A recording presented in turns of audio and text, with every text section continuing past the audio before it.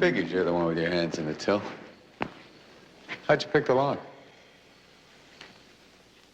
It's a piece of cake. Look, Farinelli's got himself a sweet thing going here. You get what, maybe $250,000 a month coming through in uncut stones? Huh? Okay, empty your pockets on a crate.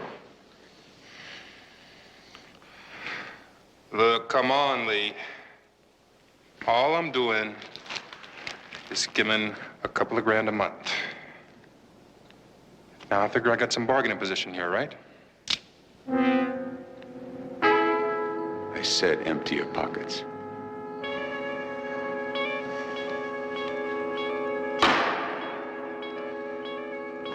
Now move. Nice and easy. And don't turn around.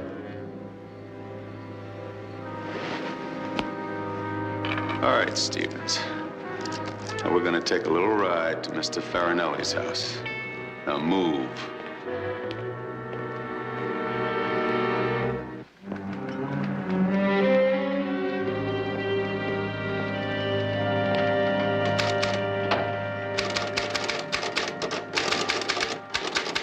Hi. Hello.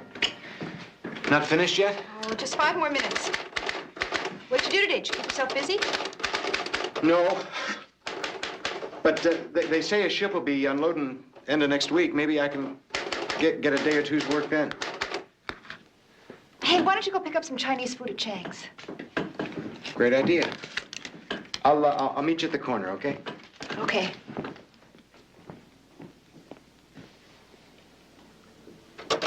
Come on, Lee. Come on, give me a break. Look, Farinelli doesn't know about this. I mean...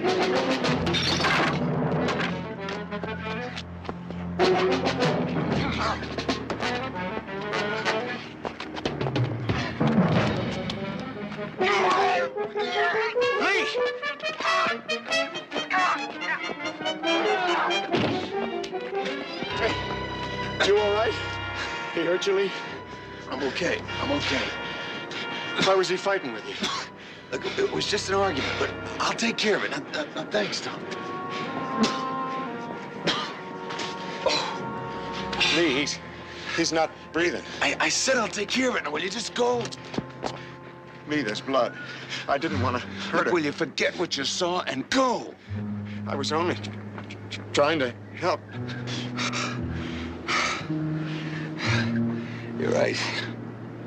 You're right, he's not breathing. He's dead.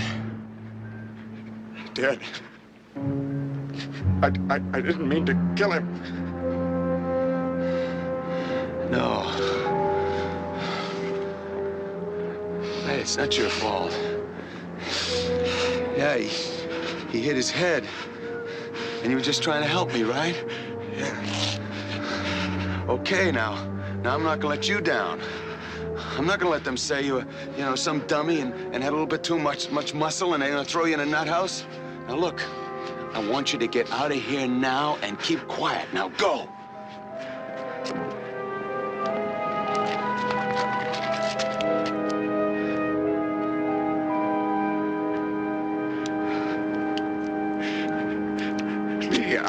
Will you just get out of here now? Go on.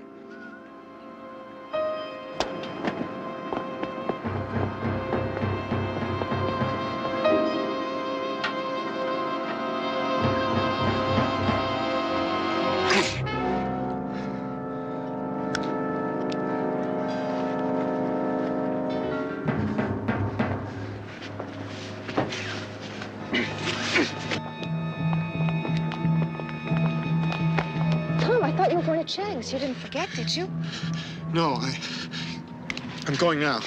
Tom, is something wrong? Tom, your hands are bleeding. What have you been doing? I cut myself up. I didn't do anything.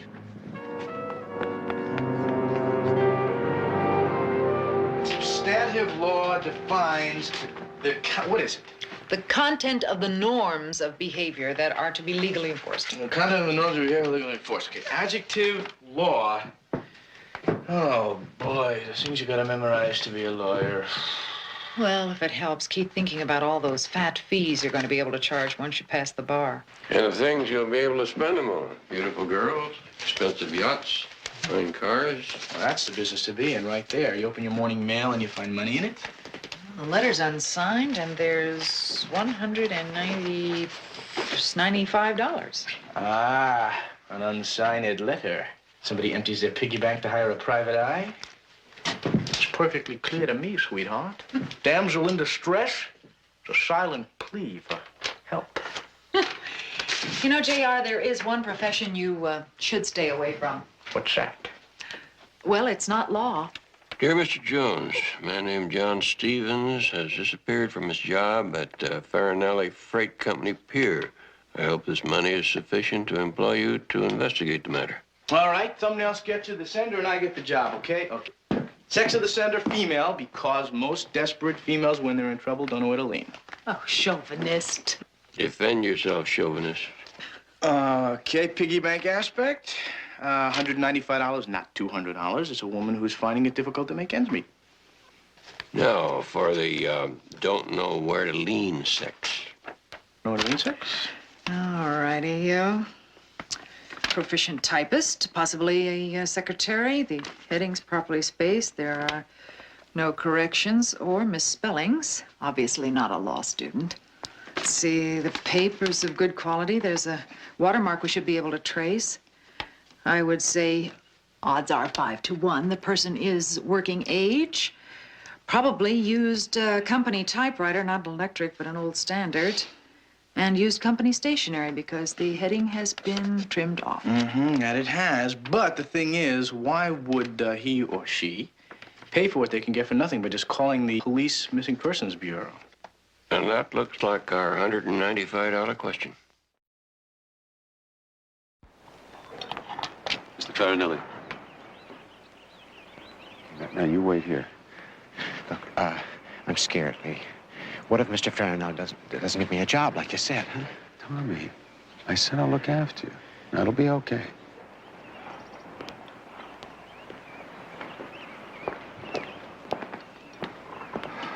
Good morning, Mr. Farinelli. Well, I brought him. Yes, I see. Eddie and me, we were just discussing your problem. Your problem you had with that thief, Stevens, the other night.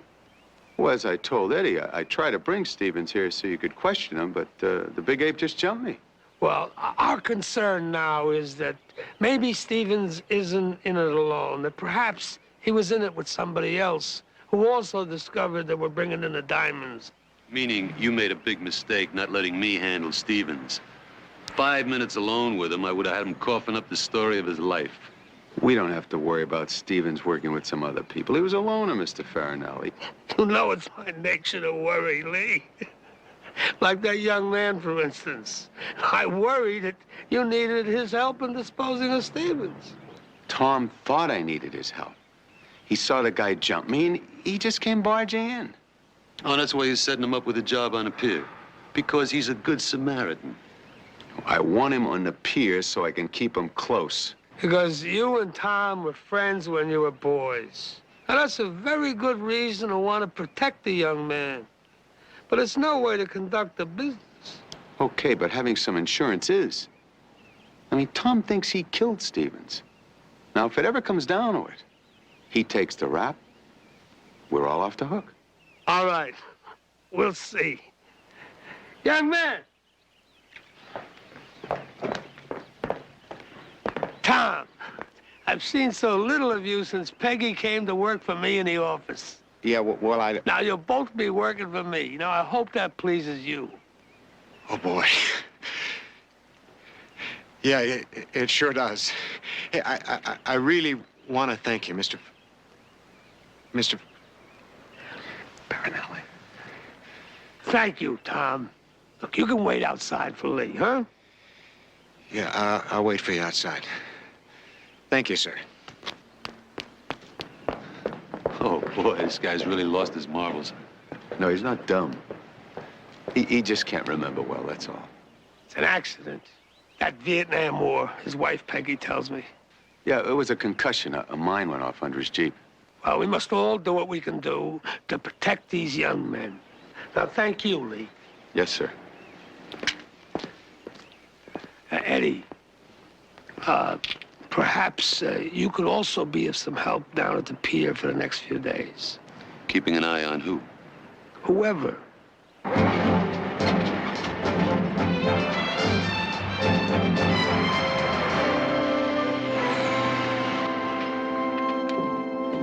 There are always a zillion forms to fill out.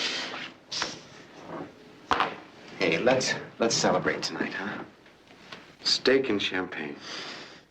How about if we wait until you get your first paycheck? Okay. You know, Lee got you this job pretty sudden-like. Well, he's my best friend, that's why. Well, I just meant that you've asked him before to give you steady work. Did you do something to make him change his mind? No. Of course not. Just finish filling out these forms, okay? Okay. May I help you? Yes, my name is Barnaby Jones. I'm a private investigator. I'm looking for a man named John Stevens. I understand he's an employee here. Well, yes, he is an employee, but he hasn't been to work since last Thursday. No word from him at all? No, he didn't phone in. He started working for us 6 months ago. And before that, he was a merchant marine. Any family? No, he didn't list any. Here's the address he gave us, 220 14th Avenue. Thank you very much, Mrs. Landry. Mrs. Landry. Nobody made any attempt to find out why he didn't come to work? No, it's really not unusual for a warehouse workman, especially one who's single, just to decide not to come to work for a while. I admire the way you contain your curiosity. You didn't ask me why I wanted to find him at all. Well, I figured a private investigator likes to keep things private. Thank you.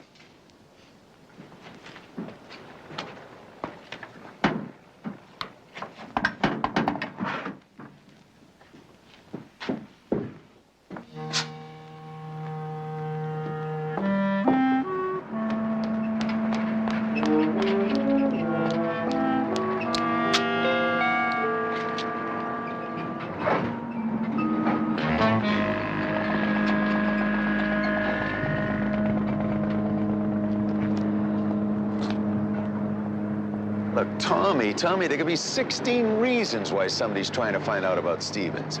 I mean, he could have run out on his old lady. He could have ripped someone off, and they're trying to pay him back. Yeah, I never thought of that. Now, that's just the point. You only have to think about one thing. Nobody, absolutely nobody's going to believe your word that it was an accident that night. They might believe your word if you told them everything that happened, you know? If they know that we're best of friends, they'll think I'm lying. Will you just trust me? I mean, really trust me. Sure. All right, now come on. Go back to work and finish those forms. Okay, thanks.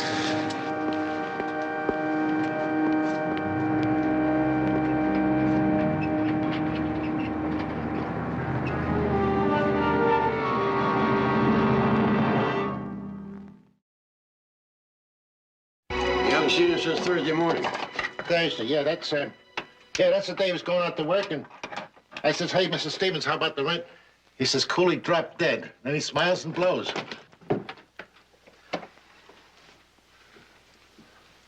Mr. Cooley, Yeah. you seem to know Mr. Stevens fairly well. Did he have friends who used to drop in?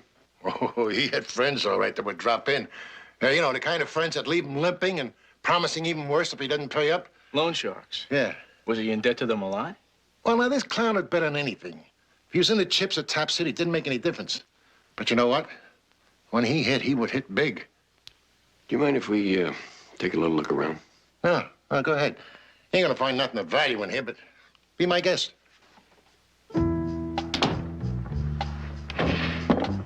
You know, Jedediah, from the beginning it puzzled me. A man with no family, apparently no friends. Why would somebody express concern? when he's only been missing a few days. Yeah, especially $195 worth of concern. Whoever it was that wrote the note used the word disappearance. That's the kind of word you use when you don't expect a man to be found.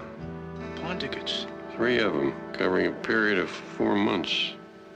Well, it's a consistent profile on Stevens. But if he hit it big every now and then, I can't understand why he didn't redeem these older ones. Tom, we've got to be honest with each other. Well, how do you mean? Look, a lot of things that happen to you aren't intentional, I know, like the fights that you sometimes get into. They're not my fault, Peg. I know. I don't like to be made a fool of. Sweetheart, I know. But last Thursday, you were waiting for me, and you'd said that you'd cut your hands. Yeah, but it wasn't much of a cut. Look, it's healed Tom, already. please. I want to know why. Tom, it was the very next day that Lee asked Mr. Farinelli to hire you. What difference does it make what day it was? Hey, I almost forgot. I got you a little present. Tom, I've told you not to buy me presents we can't afford. No, these were a bargain. Look, they were only $30. I borrowed it from Lee. These cost $30. They're worth a lot more. Maybe a couple hundred. Tom, they're worth $2, if that.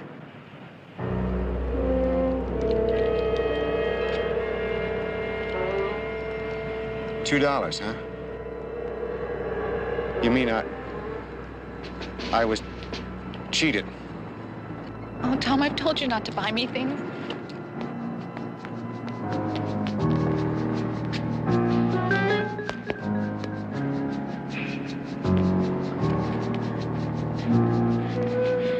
These weren't worth $30.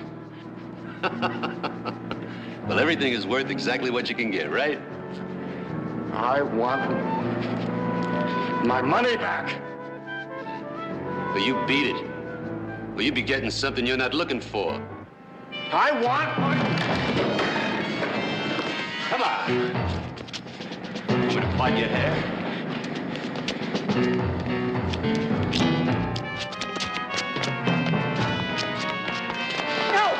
Stop it. Tom, stop. Come on. Come. Stop it. Cheat me! Tom, come on. He belongs in a booby hatch. He cheated me! Tom, you could have hurt that man. But he's the one. I don't care what he was. Tom, you're too strong to fight with other people. And fighting with this, you want to kill somebody.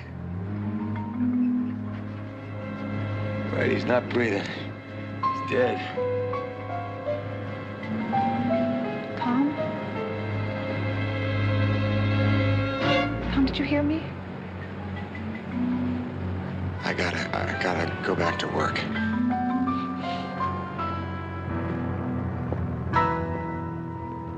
Each loan was on uncut diamonds. I'd lend them about 40% a month. Do you have a question where Stevens was getting these? Oh, I kidded him about it one time. If he had a rich uncle in South Africa, you know. Mr. Birch, if you'd had a chance to buy these diamonds, would you have? Well, in fact, I offered to buy him for more than loan value. He turned me down. Now, if you had acquired them, what would have been the next step in their disposition? Well, I'd put him through the Diamond Mart. Go through a broker. I understand the Diamond Mart is pretty well regulated. Wouldn't there have been some question as to their source? Oh, create plenty of interest. You know, where rough stones are coming from. Oh, yeah. But used as collateral in your pawn shop, they would have remained in your vault. Wherever the uncut diamonds came from, he was afraid to peddle them in the open market for fear that they'd be traced back to him. I think we ought to check a little deeper into Stevens' past, ships he worked on. Incidentally, a list from the paper company came in. Farinelli Freight is listed as one of their customers with that kind of watermark on their stationery. It seems that all roads still lead to Farinelli's place. Smuggling operation? If it is, it's going to be pretty hard to get any information on Stevens' whereabouts. Hey, look, why don't I get a job on the pier, Ask around, look around, and see if I can pick something up. Like a couple of box steers? Or worse, some of those waterfront people play pretty rough. Look, it can't be any worse in my neighborhood back in Chicago. Get me Lloyd Sweeney, dock workers, local 81. He owes me a favor.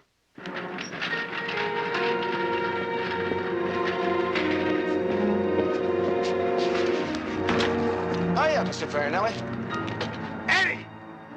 Finally! I'll be in a warehouse. Just fill this out, thank you. I'm sorry. I messed up my application. I made a mistake. I'll head up another for you.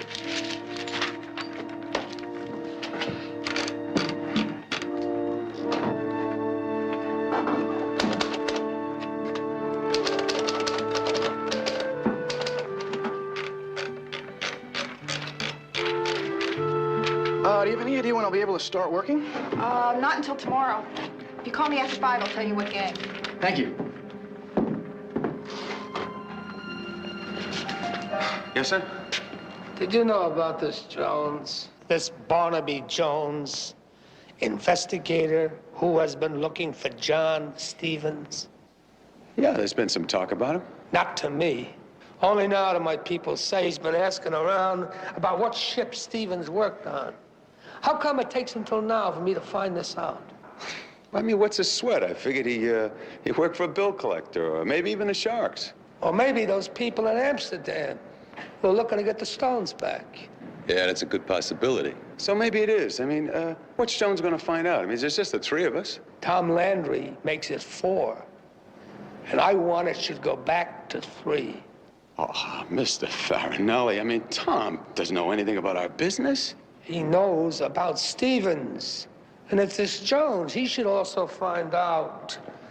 Yeah, maybe he'll start to put 2 and 2 together. I mean, Tom won't talk. I mean, for crying out loud, he thinks he killed him. Then he should be punished, like all murderers.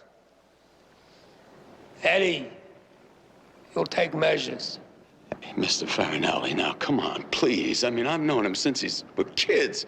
So, you will not be asked to do anything beyond making certain that Tom is here for overtime work tonight. Yeah.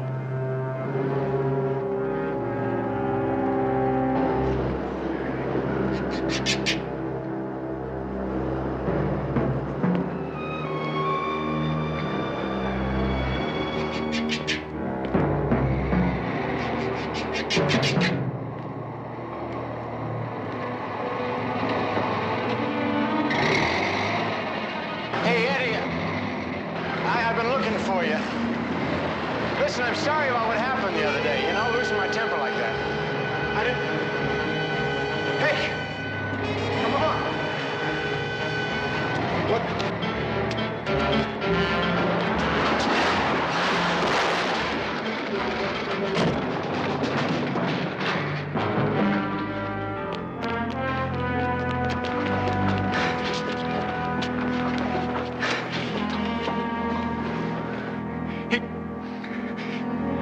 It fell on him.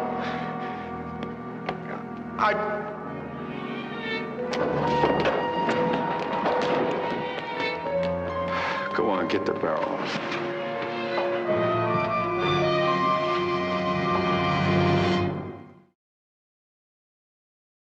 Not even going to work this morning. I'm so worried about Tom. He's never stayed out all night before.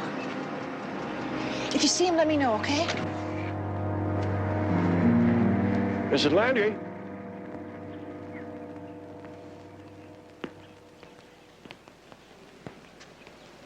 Could we have a little talk? Sure, what can I do for you? This letter that I got asking me to look for John Stevens is written on the same typewriter as an employment application that got into my hands. Your typewriter. I haven't been too clever about all this, have I? When we got home that night, Tom hid the wallet in his closet. Do you know, I don't think he remembers that he did that. Memory's that bad. Yeah. We got married right after we graduated from high school.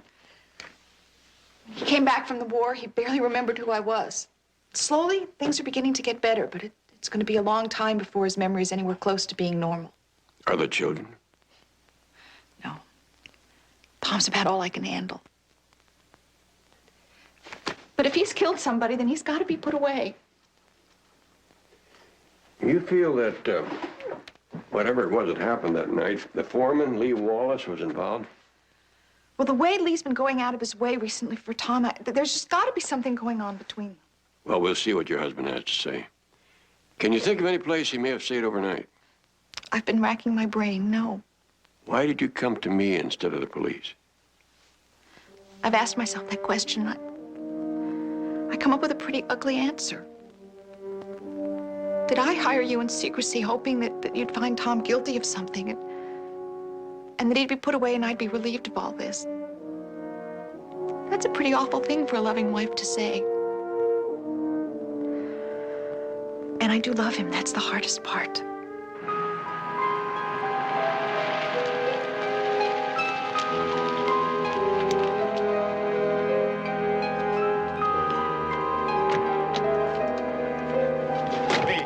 I've been waiting for you. Where you been all night? I got scared. I stayed in the scrap yard. Eddie tried to kill me. I didn't do anything. All right. Now listen to me. Did you talk to anyone? No, I tried to tell him I was sorry, but he... Will you forget about that? Now listen carefully. I want you to find some place to hide. And then I want you to call me. Call me at 1 o'clock. And Tom, don't talk to anyone. Don't talk to anyone. That's right. Don't talk to anyone. Yeah. Now go on. Go on, find a place and stay put. Now, Tom, you remember, you call me 1 o'clock.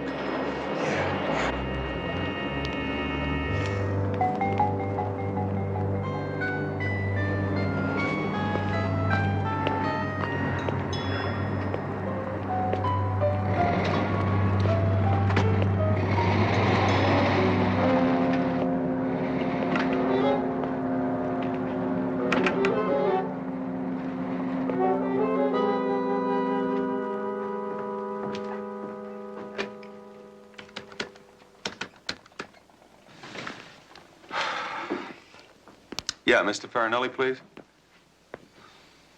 All right, when did he say he'll be back?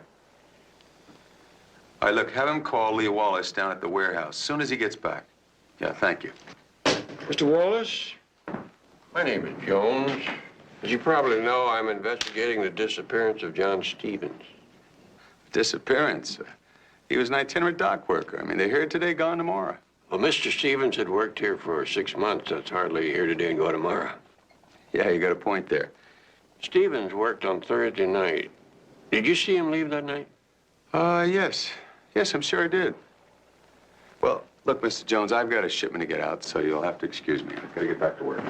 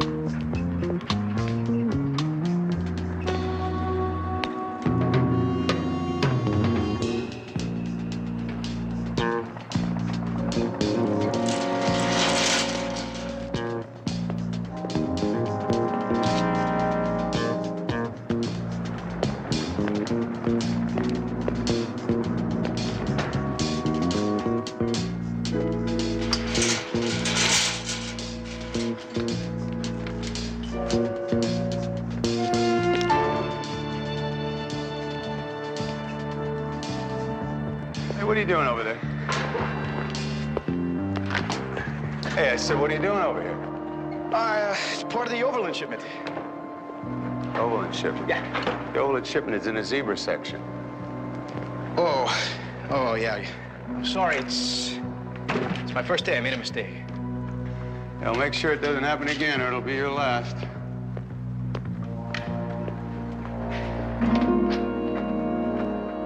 Tom, where have you been? I sneaked in the back way so nobody would see me. Why didn't you come home last night? I got cold sleeping in Mullen's scrapyard. Why did you run away from the warehouse after the accident? I had to think about people believing me that it was an accident. You tried to tell me there's reason to believe it wasn't an accident? I don't know. I gotta talk to Lee. Lee again? What are you two involved with? Nothing. It's Stevens' wallet. Tom, I hired a private investigator. A man named Jones. He was just here. I hired him to find out what happened to John Stevens. You do that to me? Tom, we've got to talk about this. Do you want them to catch me? Send me away? Is that what you want? Please, all do you gotta want do is that? tell them the truth. The truth is, I killed Stevens. His body's in the bay.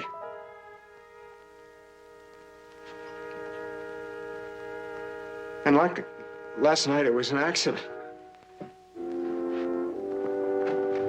How did it happen? He was fighting with Lee Stevens. I don't know. I yanked him off. I threw him. He hit his head, I guess. Lee was there. He's a witness to it being an accident. What are you so afraid of? With this Jones fella around, the cops are gonna be here. Tom, if you run, you're just gonna look more guilty. Tom, please, you've got to trust me. Trust you? After what you've done to me? Thank you, Lieutenant. As soon as I sort something out with one of my clients, I'll get back to you. I may have something helpful. Thank you very much. The police just fished John Stevens' body out of the bay. Cause of death was a knife wound. Oh, no.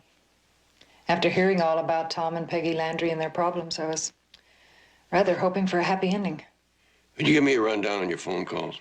Well, on that info JR phoned in about the mysterious crates in Farinelli's warehouse. Hellman Limited is a novelty company in Amsterdam, but the parent company is an outfit in Johannesburg known to be a big speculator in uncut gems. That's very interesting. Most interesting, the parent company reported a theft of $4 million in uncut diamonds about 18 months ago. They've already collected on the insurance.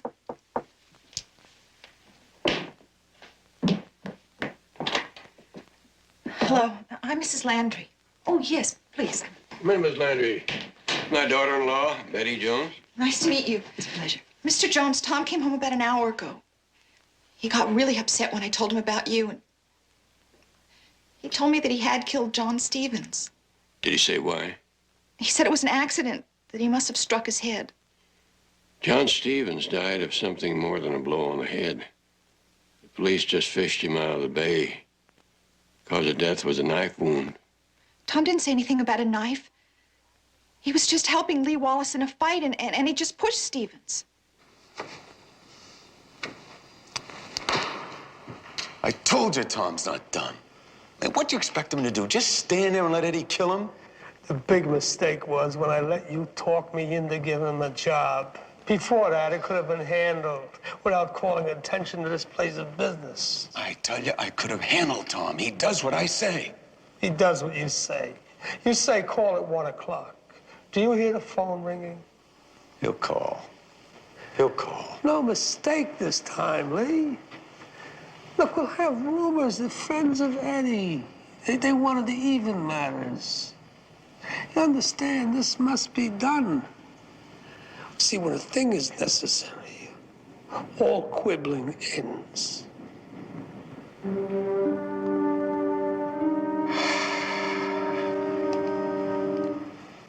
Okay. Okay, I'll take care of it.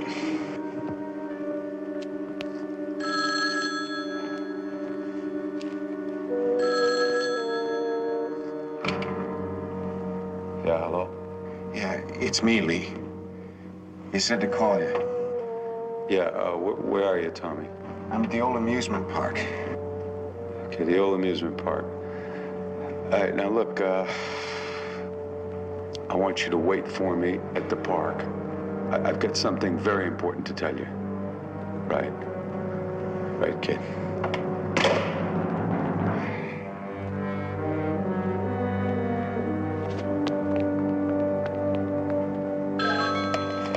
Barnaby Jones' office, may I help you? Betty, hi, is Barnaby there? Oh, no, JR. He's driving Mrs. Landry home. Well, I just found out that her husband Tom is at the old amusement pier. I don't know what's going on, but Lee Wallace is on his way over there to meet him. I'll try and contact him at the Landry home. Okay, tell him that I'm on my way to the pier. Goodbye.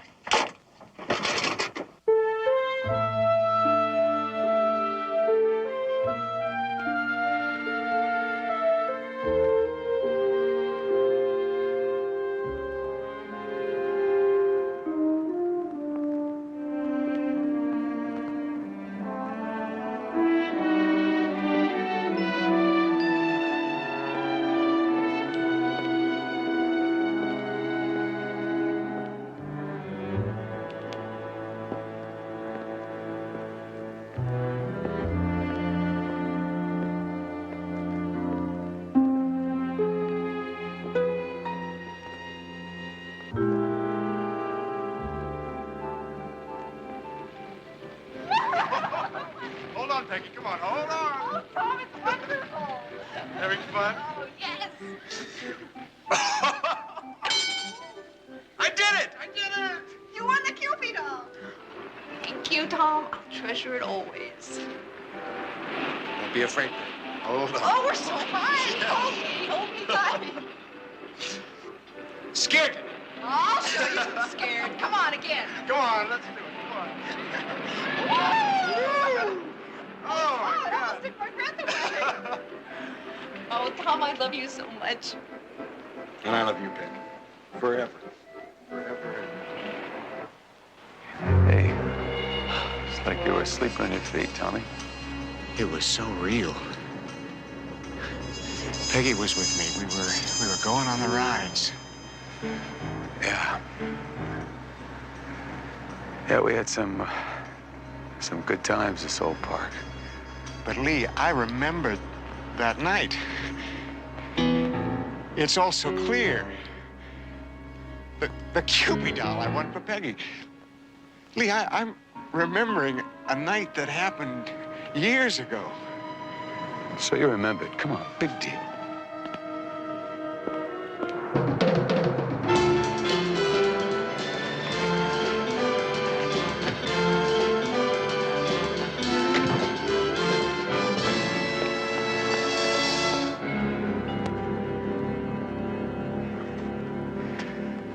Lee, it's never happened like that before. Everything before was always so vague, fuzzy, you know, like seeing things through a dark curtain.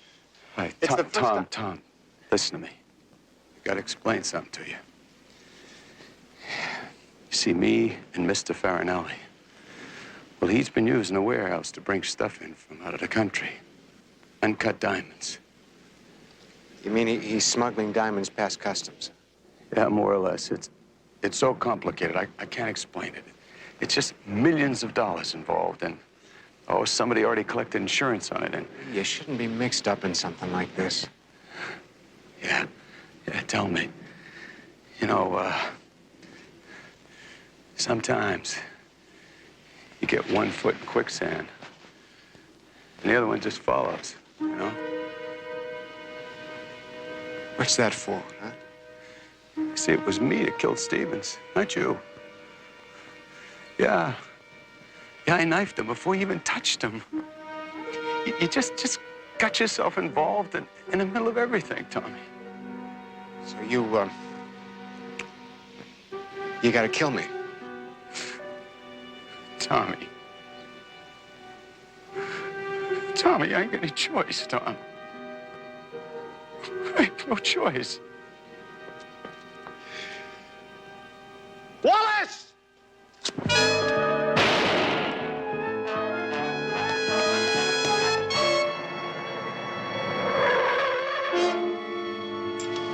You wait here, Mrs. Landry.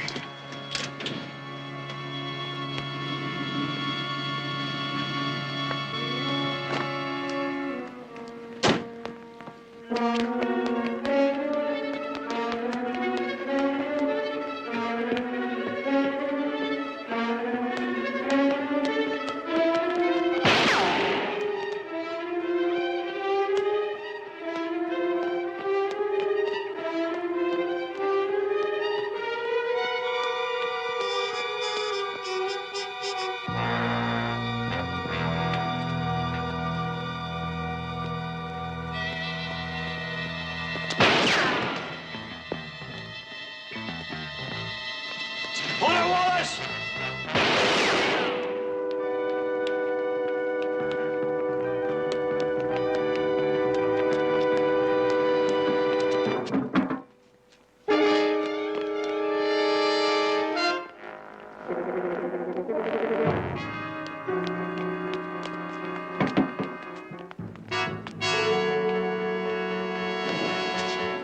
Wallace! Police are at the warehouse. Search warrants. They're questioning Farinelli. You know what that means? Can we talk?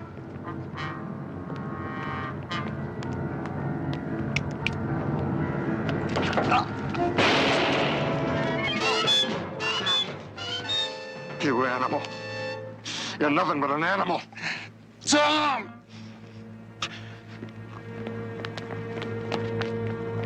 Tom! Don't do it! He's crazy. He's gonna pull that trigger. Just like you did. You wanted me dead. Tom, think. That's what I'm doing. I'm thinking about what he did to me. My best friend. Think about what you're doing. That's it. Think it through. What you are doing. Think of Peggy. Think.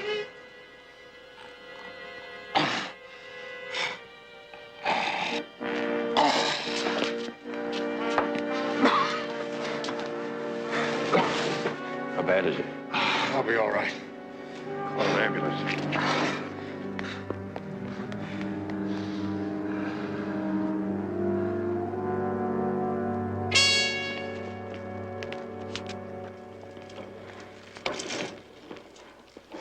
I even remember buying you the ring that day, you know?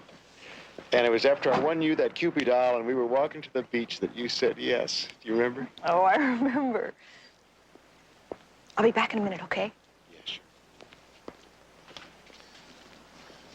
Thank you, Mr. Jones. You know, he remembers the day we got engaged. It's a little thing, but it's remarkable. Good. I have something for you. $195 exactly. Oh, no, Mr. Jones. Yes, you see, there is an insurance company involved, and they tell me that they're delighted to pick up my expenses in exchange for finding the stones. Thank you.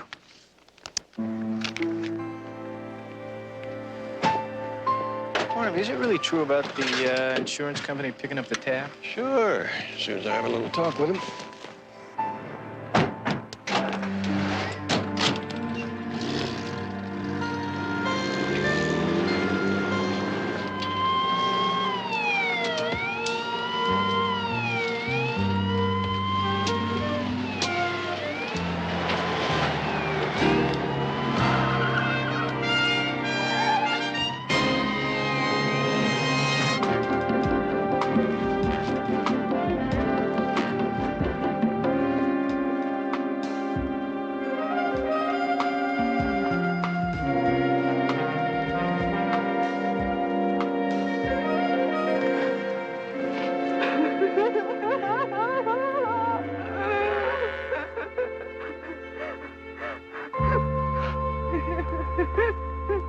All right, everyone.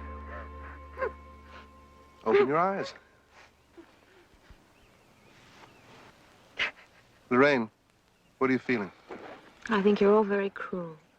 Playing very cruel games. You made Mary cry. That isn't so. Can't you see, Lorraine?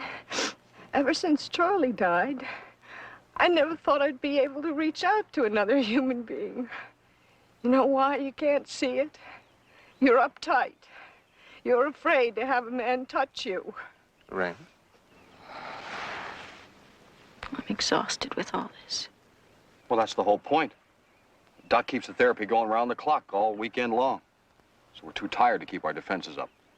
You know, Ruth would never let me hug her. She always kind of wriggled away as though she had something more important to do. That's a cop-out, Ken. I mean, we've all heard about your wife and her lover ad infinitum. Why don't you just get off the dime? You mean get a divorce? That's what you're talking about. That's what I'd be worth, a dime. Now, she gets half of everything, right? Okay? House, it's already in her name. Car, that's hers, too. Now, I am left living on a lousy boat. And I probably have to sell that to pay the lawyers. What about love, Ken? Oh, isn't there any love left? Hey, lady, don't ask me the tough ones. That's why I'm here. I'm trying to get a handle. You know? Now, sometimes, when I think about her and that guy, my house, my bed, I want to kill her. It's a terrible thing to say, Ken. You don't mean that. No, let him talk. Let him get it out. Go on, Ken.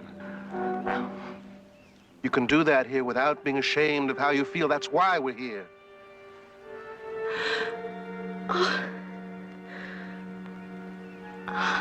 What's the matter? It's my heart. Again? Oh, for Pete's sake, Lorraine. You spent practically your entire adult life taking electrocardiograms. There's nothing wrong with your heart. Oh, you're just like my mother and everybody else. Nobody believes my problem is physical. My medicine is at home. I need it. Hypochondriacs. Lorraine, your leaving is against all the rules of the marathon. It's just a 2-hour drive. I'll be back in the morning.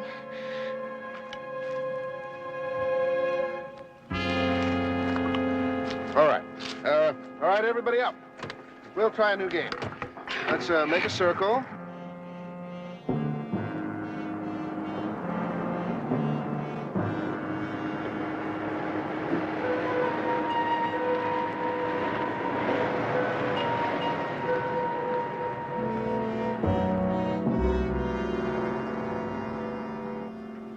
I'm just getting into the tub, Wally. Oh, but if you hurry over, you'll have time to make yourself a before-dinner drink or scrub my back, whichever turns you on. Ruth, baby, you sure give a fella some difficult choices to make. So far, you've been making all the right ones, darling. Soon. Bye, baby.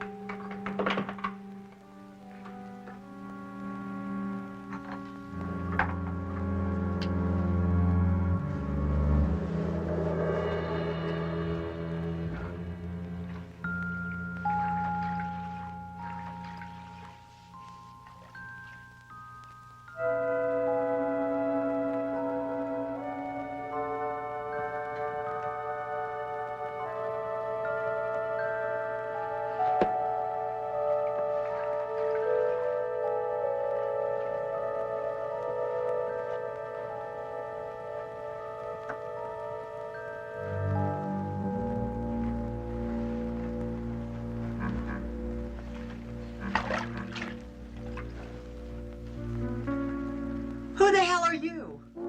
He deserves a lot better than you.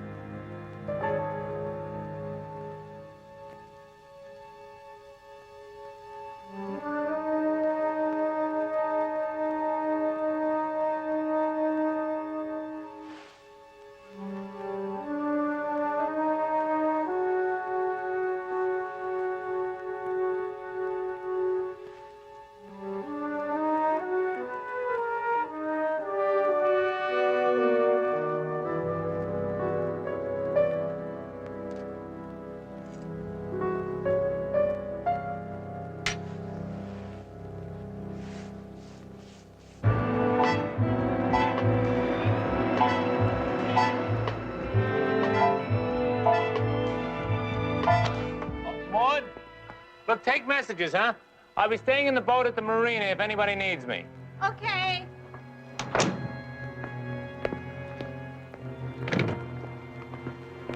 Mr. Scanlon? Barnaby Jones. Oh, yeah, the investigator about Ruth's policy. This is my associate, Jedediah Jones. Sorry to hear about your wife. Thank you. Look, when that girl from California Meridian called to say you'd be stopping by, I told her I already gave a full statement to the police yesterday. Yeah, I know. We picked up a copy on our way over. Well, it's all there. There isn't much more I can tell you. Just a couple of things I'd like to clear up in my mind. You told the investigating officer that you were away Saturday night when your wife's accident occurred? The marathon group therapy weekend? Dr. Ryan had a bunch of us up to the lodge at Lake Crystal. Yeah, that's right. Dr. Ryan? Eric Ryan. He's a psychologist. And you didn't leave the group and return to town until yesterday, which was Sunday afternoon. Nobody knew how to get in touch with me until somebody got a hold of my secretary. Sunday morning, I came back immediately. This Wallace Brooks who found your wife's body, is he a friend of the family? No, he's Ruth's friend. You see, Ruth and I were separated. I see. Did you know that you're still the beneficiary of your wife's policy? Yes. Look, it was a trial separation, and we hadn't gotten around to changing policies. Will, is something wrong? Are you aware, Mr. Scanlon, that your wife's policy carried a double indemnity clause in the event of accidental death? Yes, I am. I guess I just hadn't given it much thought. Well, insurance companies are kind of, you know, picky about $200,000. Yeah, I can understand that. Look, I was due at my lawyer's office 10 minutes ago. I'm sorry, we didn't mean to keep you. You mind if we take a look around? Not at all.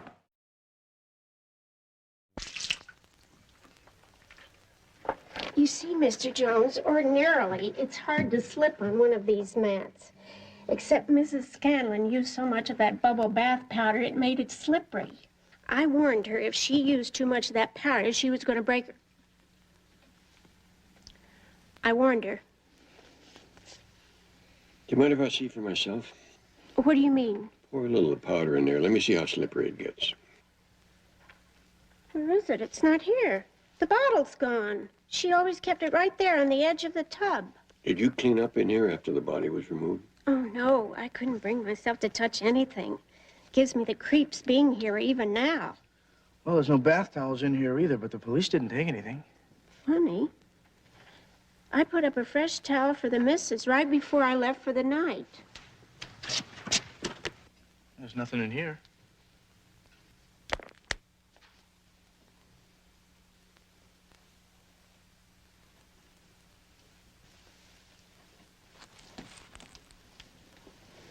What is it? It's like small pieces of broken glass. Perfume? Not good enough for perfume. Oh, it's the bubble bath powder. The bottle must have gotten broken. That might explain the missing towel. Yeah, she must have used it to clean up the mess. But where can it all be? I emptied the trash, Mr. Jones, and I didn't find any towel or powder or broken bottle. Lady dies in a bubble bath. No towel. No bubble bath powder. Bubble powder? What do I know about junk like that? Look, man, as soon as I got there, I found Ruth. I found her in the tub. I called the police. I didn't see a broken bottle. I didn't see a towel. I didn't see anything. Hardly seems likely that Mrs. Scanlon would get out of her bath, leave the house to get rid of the mess, and then get back in the tub now, does it? What difference does it make? Oh, wait a minute. Wait a minute. You're saying that someone else was there? That maybe it wasn't an accident? Possible. What do you mean, a burglar? Someone like that? Well, the maid said she locked up before she left for the night. Police didn't find any signs of burglar, no valuables missing. Then who? Maybe somebody got in the same way you did with a key. Whatever you guys are thinking. I loved her. Relax, relax. We're just touching all the bases. All right, then go stick your spikes into that crumb husband of hers. The problem is that Ken Scanlon was 100 miles away at the time of his wife's death. Sure he was. With that girlfriend of his. Probably figuring how to shaft Ruth into making all the house payments and everything else.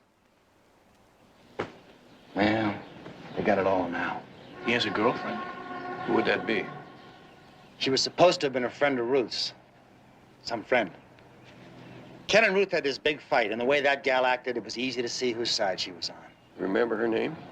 He ran into that one time, I don't know, Cindy, Sandy, Sally, that's it. Sally something or other.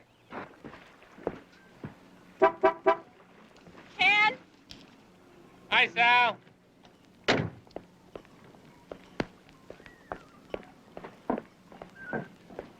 Tried reaching you at the house. Then Maud told me. Oh, Ken, I'm so sorry. Yeah. Thanks, Sally. I know how you must feel. Do you? I mean, well, you knew us almost better than anyone. Ken, accidents happen.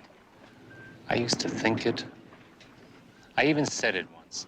But I really didn't want her dead, Sally. Not really. I know that. Ken, don't dwell on the guilt. There's no way you can blame yourself for what happened. Hey, look, I dropped my sketches off at the agency, and I don't have another appointment till 4, so if you're up to having lunch. Not today, Sally. Don't shut me out. You need to be around friends who love you. I know, and I appreciate it. Maybe in a few days. Okay. Don't try to get through this alone. Call me.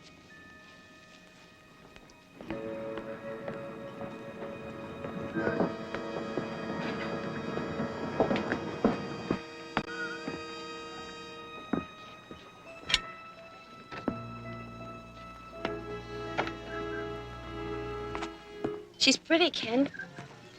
Was that Sally, the girl you mentioned in group? Lorraine, what are you doing here? Somebody has to clean up after you. That was Sally, wasn't it? Yes.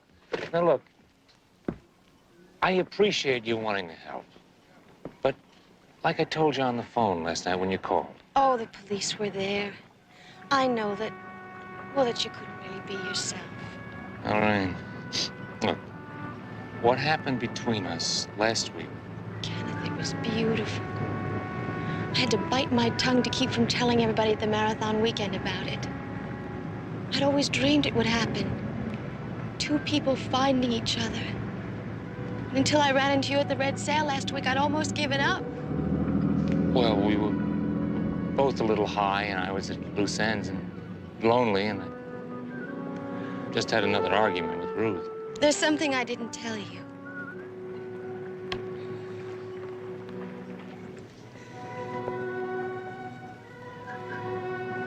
It was the first time for me, Kenneth. I'd never been with a man before that night. And it was like being born again.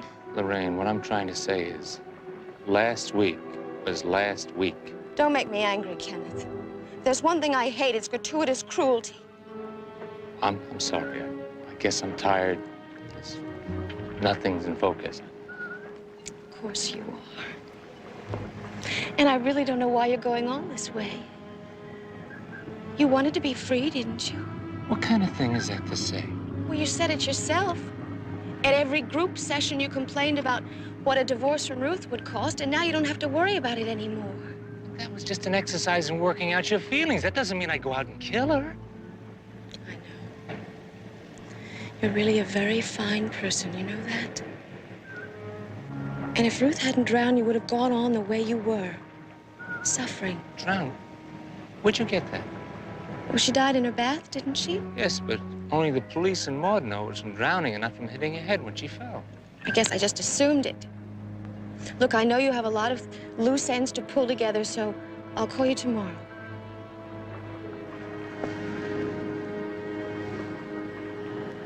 Kenneth, isn't it wonderful to know we're going to be so happy together?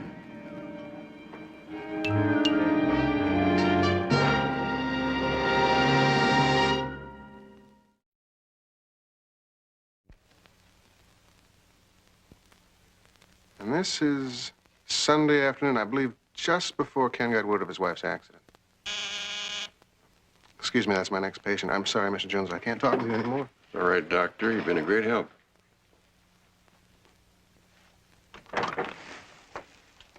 Ken, this isn't your time, is it? I have to talk to you, Doctor. He asked if he could have Mary Garrett's cancellation. I thought it would be all right. Yes, of course. Come on in. Well, Mr. Scanlon, I'm glad I ran into you. What are you doing here, Mr. Jones? Checking up on me? It's all part of the job. Apparently, Jedediah missed you at the marina. What was he gonna do, give me a lie detector test?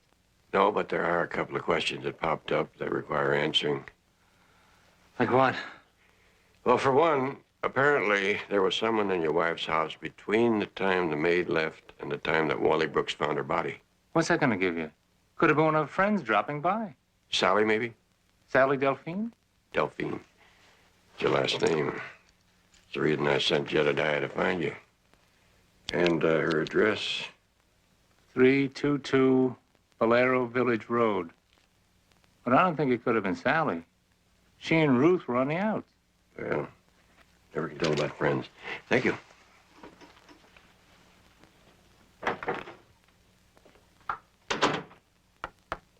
Ken, the hour's almost up, and all you've done is skirt around the edges. Now, what's really on your mind? Hypothetical situation. Guy bumped into a girl down at one of those swinging bars, like the Red Sail at the marina. Stranger?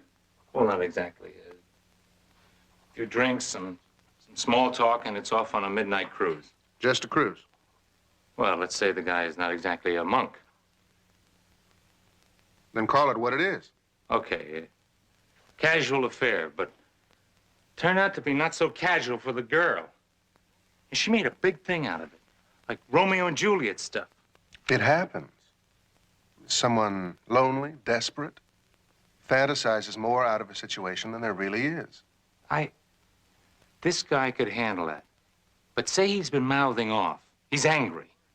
He wishes something could be done to get a burden off his back. It's crazy. Go on, finish your thought. Well, you know how some alley cats are sometimes? I mean, you put a bowl of milk out for them and they kill a bird for you. They drop it at your feet to show gratitude or something. Could she do that? Take a dumb wish you might have made in a moment of self-pity and then go out and commit?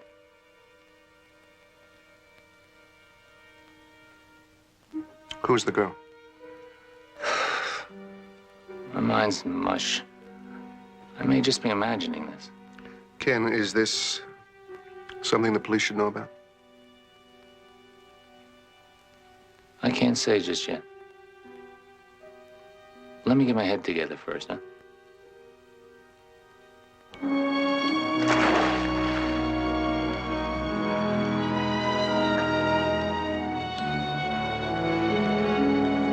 Seen it in the movies, and I read it in mystery books, but I never honestly thought a detective would have any reason to ask me where I was on some night or other.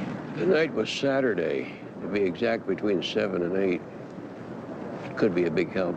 But do you really think you can make anything out of a towel and a bottle of bubble bath powder being missing? Wouldn't be able to tell you until I find out who took the items from Mrs. Scanlon's bathroom. Well, it certainly wasn't me. I spent the evening at home going over a program for a fashion show I'd organized for Sunday morning. Well, didn't you talk to someone during that time? Did a neighbor drop in or something? Mr. Jones, I don't think this is funny anymore. It never was funny, since we're dealing with the possibility of murder.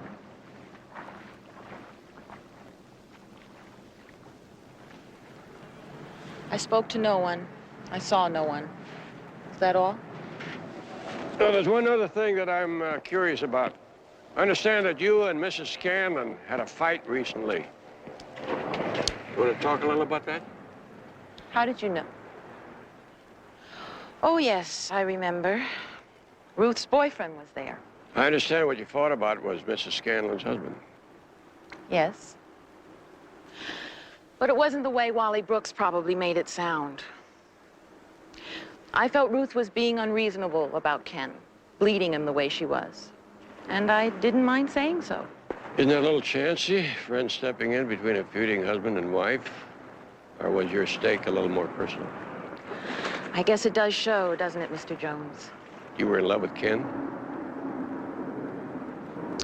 Until the last few days, I didn't realize how much. Trouble is, he's not interested in me that way. Another woman? Oh, no. At least I don't think so. What I'm saying is true, Dr. Ryan. I'm cured, so I don't need to come and see you anymore. In just 7 or 8 short weeks. I thought you'd be pleased. Well, tell me, how did this cure come about? I found someone. A wonderful man, and we've fallen in love. Congratulations. Who's the lucky fella? Someone I know? Oh, no. If I tell you, you'll spoil it. Just like my mother always does. Every time I like someone, she tries to frighten me. She tells me how hateful men are. That's one of the problems I want to help you work through here. I don't have any problems anymore. And neither does he. You see, it's like we've solved each other's problems. Sounds so simple. It was. We made each other's dreams come true. How? It was terribly romantic. The moonlight on the water, the boat gently rocking. He taught me the real meaning of love, and in return, I released him of a terrible burden. What sort of burden? I really only came by to tell you I was leaving to thank you, Dr. Ryan, even though you've been rather cruel sometimes. That's it. You two just sail off on that boat into the sunset. I imagine after we're married, we'll settle down in a cottage somewhere, maybe in the hills, and raise children. Bye. Lorraine, the red sail turned out to be a lucky spot for you, didn't it? Red sail. I didn't mention red sail. You did at other times. That was the bar you occasionally frequented down by the marina. Oh, marina, boats. I just guessed at it. Huh.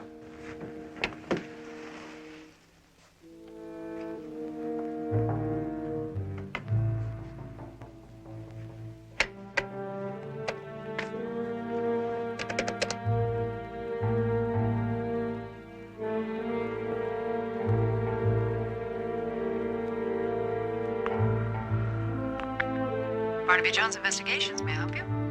Yeah, this is Dr. Eric Ryan. I'd like to speak with Mr. Jones. Oh, I'm sorry, Dr. Ryan. He's not in at the moment. I do expect him in the next 15, 20 minutes. Fine, that'll take me about that long to get there. What is your address?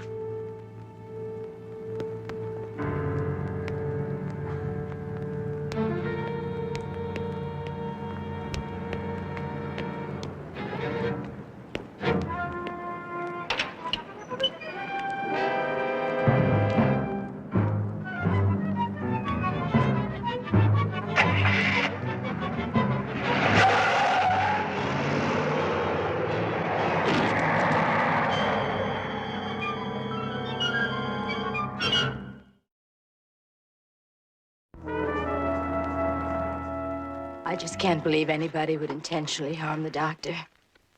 Everyone admired him so. You say you usually left around 6 o'clock. Was he all right then? Was there anything on his mind that might have been worrying? No. He was able to get tickets to the Philharmonic concert last night. He was in a great mood. He made an entry in the appointment book, the fact that he was just finishing up with his last patient, Mr. Jenner, about the time you left. At 6 o'clock, yes. Well, Dr. Ryan was hit around 7. Now, that doesn't suggest somebody rushing home to get dressed for a concert, does it? Oh, he had to wait for another patient. Well, she only wanted a few minutes of his time, so I didn't mark it for billing. Who was it? Lorraine Rivers. She's one of his group therapy patients. Is she in this picture? Yes, that's Lorraine. Well, sounds like somebody we should definitely talk to, Barnaby. Very comforting having you for an associate, Jedediah. You take all the heavy decisions off my shoulders. What is the young lady's address? I'll get it for you.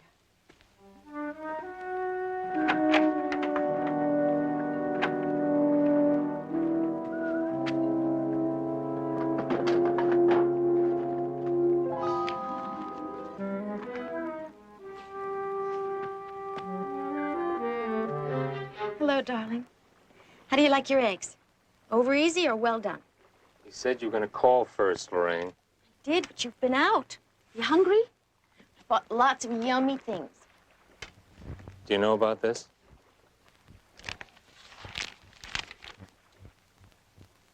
Yes.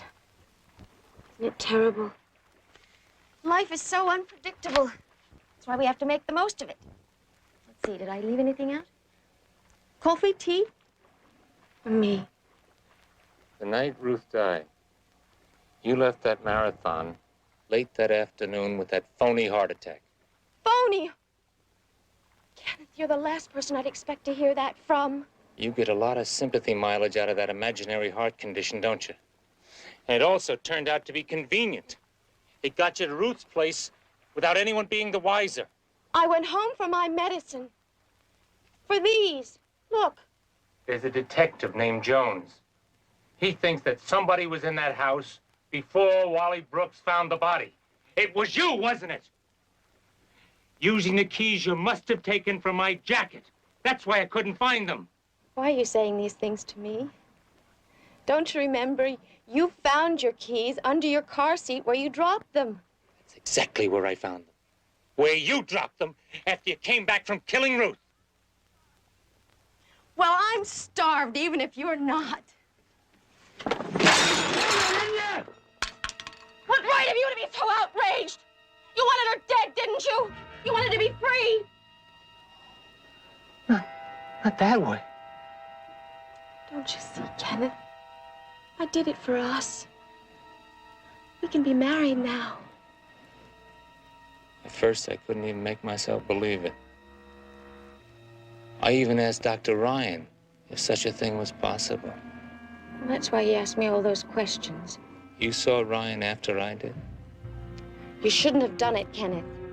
If I hadn't have stopped him, he would have gone to that detective and told him everything. Ryan. It was you. He would have ruined our one big chance for happiness. What are you doing? Operator, give me the police. Don't do that! They'll put us away for the rest of our lives! I mean us. I did it for you. Because you wanted it. You don't think they're going to buy that? I had nothing to gain otherwise. The insurance money, the house, everything goes to you. If I didn't kill a woman I'd never met before for you, then why else would I do it?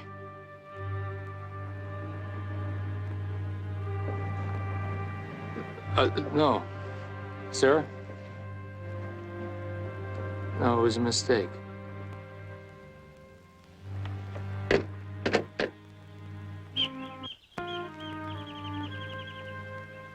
I cannot imagine what's keeping Lorraine. She knows I get very weak when I don't eat my meals on time. Diabetic. I'm on a strict diet, you see. Well, maybe she ran into a friend. Yes, maybe it might be better if we came back at another time, Mrs. Rivers. Are you sure there isn't anything I can help you with, Mr. Jones?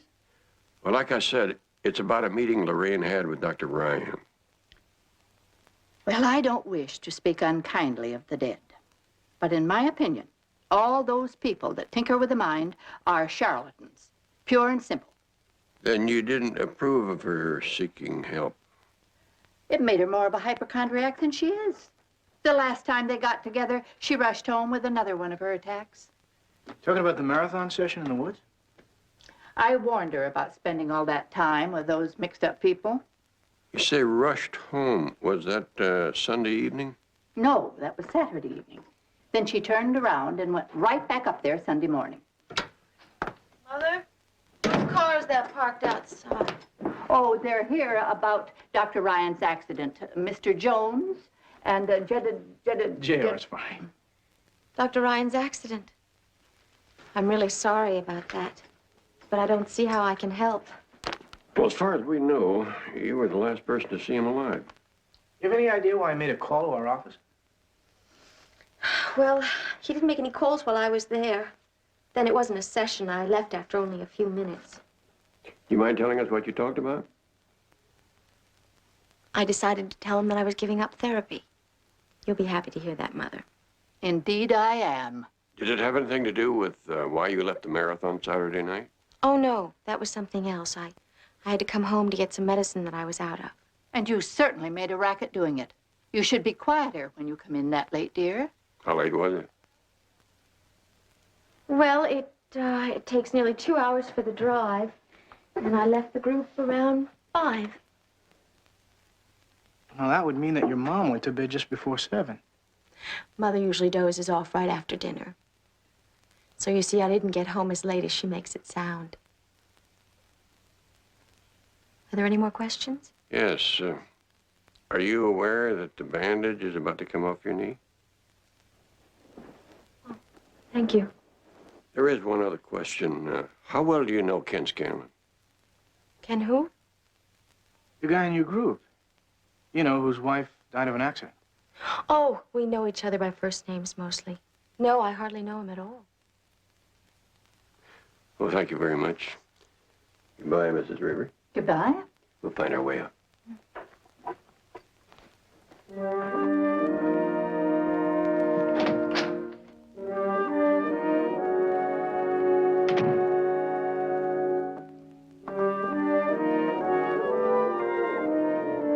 I missed something, Barnaby?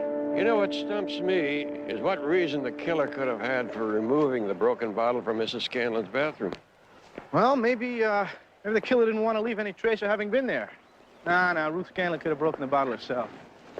Think about this for a minute. Supposing that after the blow on Mrs. Scanlon's head, supposing the killer kneeled down to get the leverage to push her hand underwater, and in so doing got a cut on the knee. Lorraine? What motive could Lorraine have? Now, wait a minute. We're getting the cart before the horse. We got to tie in on some other things first. Did Heinemann Optics bring back my microscope? No, but they did send over the loaner. Good. Now, when we get back to the office, I want you to leap over to Ryan and ask his secretary to loan us the photographs of the marathon group. All right.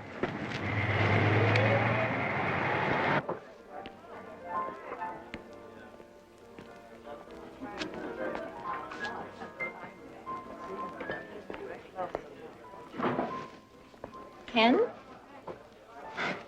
Where were you? You missed our lunch date. Oh, Sam. Oh, I'm sorry. I've been calling. Then I went over to the boat. I thought you were ill or something. Was there anyone there? At the boat?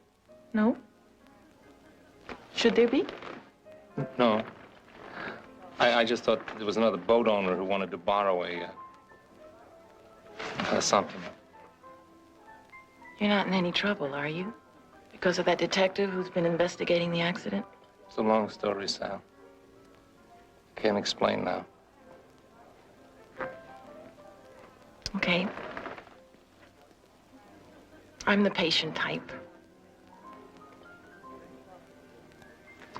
It's just that I do care about you very much. There. I wanted to say that for a long time. I guess I have, too.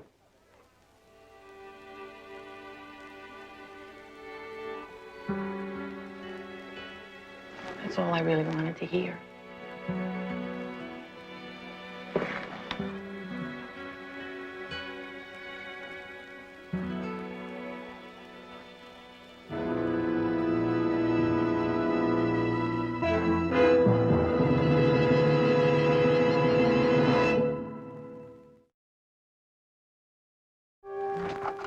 Here's number 10. There are only 6 slides left. Same as the others. Glass slivers, bubble bath powder, no blood. Barnaby, isn't it possible that all the glass with blood was cleared away and the slivers that you found were never stained in the first place? Or that I'm way off base in my theory of how Lorraine got her knee cut. Barnaby, here's those pictures.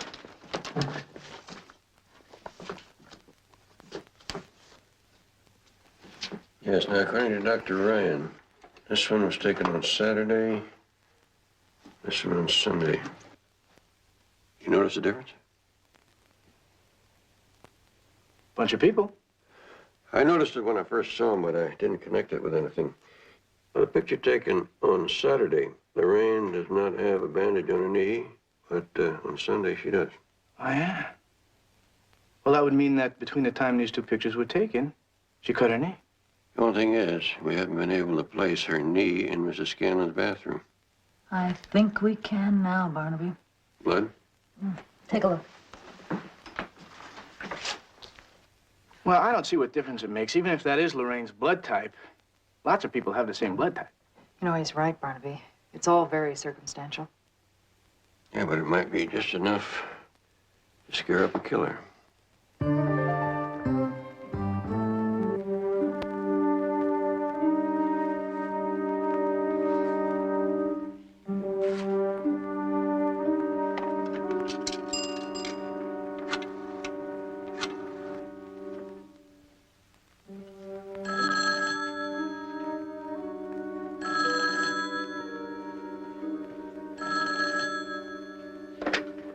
Hello? Hello?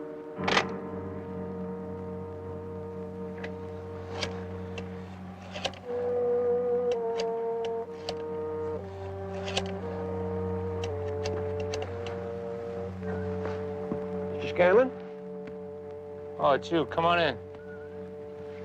This is my associate, Jedediah Jones. What do you want now, Jones? Jedediah had a theory about your wife's death, which didn't impress me, but he insisted on trying it out on you. Yeah, well, without beating around the bush, Mr. Scanlon, we have the evidence that's going to put you and Lorraine Rivers away for the murder of your wife. Well, that's ridiculous. That's what I told him when he heard that Lorraine had left the marathon by herself and could have been at your wife's place at the time of her accident. Using your own key to get in. That's just not true. Just plain bullheadedness. That's always been Jedediah's problem. Man stands to pick up $200,000 from insurance from his wife's death, and he starts thinking about murder plot. Well, it all fits. You get your girlfriend a killer, and you both live richly ever after.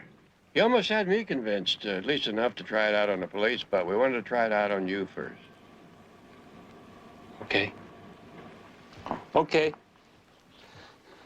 Whatever happens, I'm glad this nightmare's over. But you gotta believe one thing. I didn't give Lorraine the key. She took it. Are you saying she acted on her own? She's crazy. I mean, she gets things in her head. She thinks we're in love. Why didn't you tell this to the police? Because she said she'd swear I was in it with her. I mean, she's really flipped her mind. Oh, look at this. Now, she saw Sally with me only once, and I just found that. Where is Sally now? Well, she should be home. I was calling her when you came in. Maybe you better try again.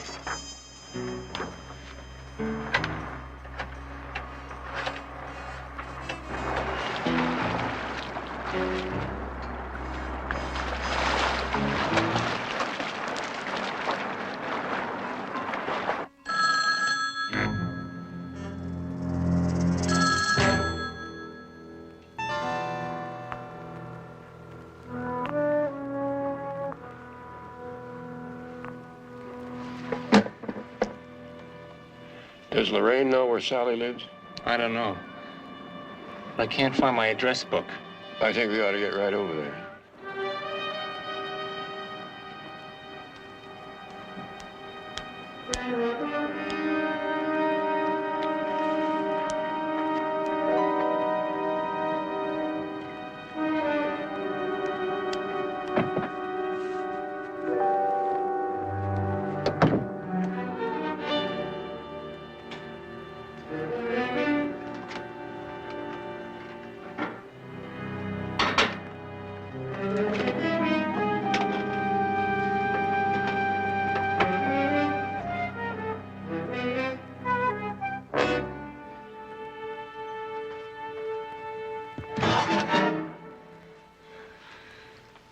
I have to talk to you about Kenneth.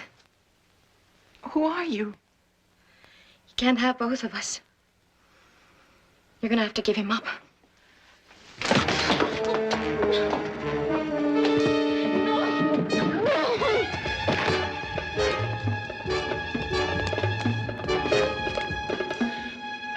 You said you wanted to talk? Talk with sweet words. The sweet words you used to trap men with. You've known happiness with a lot of men, haven't you? Oh, please.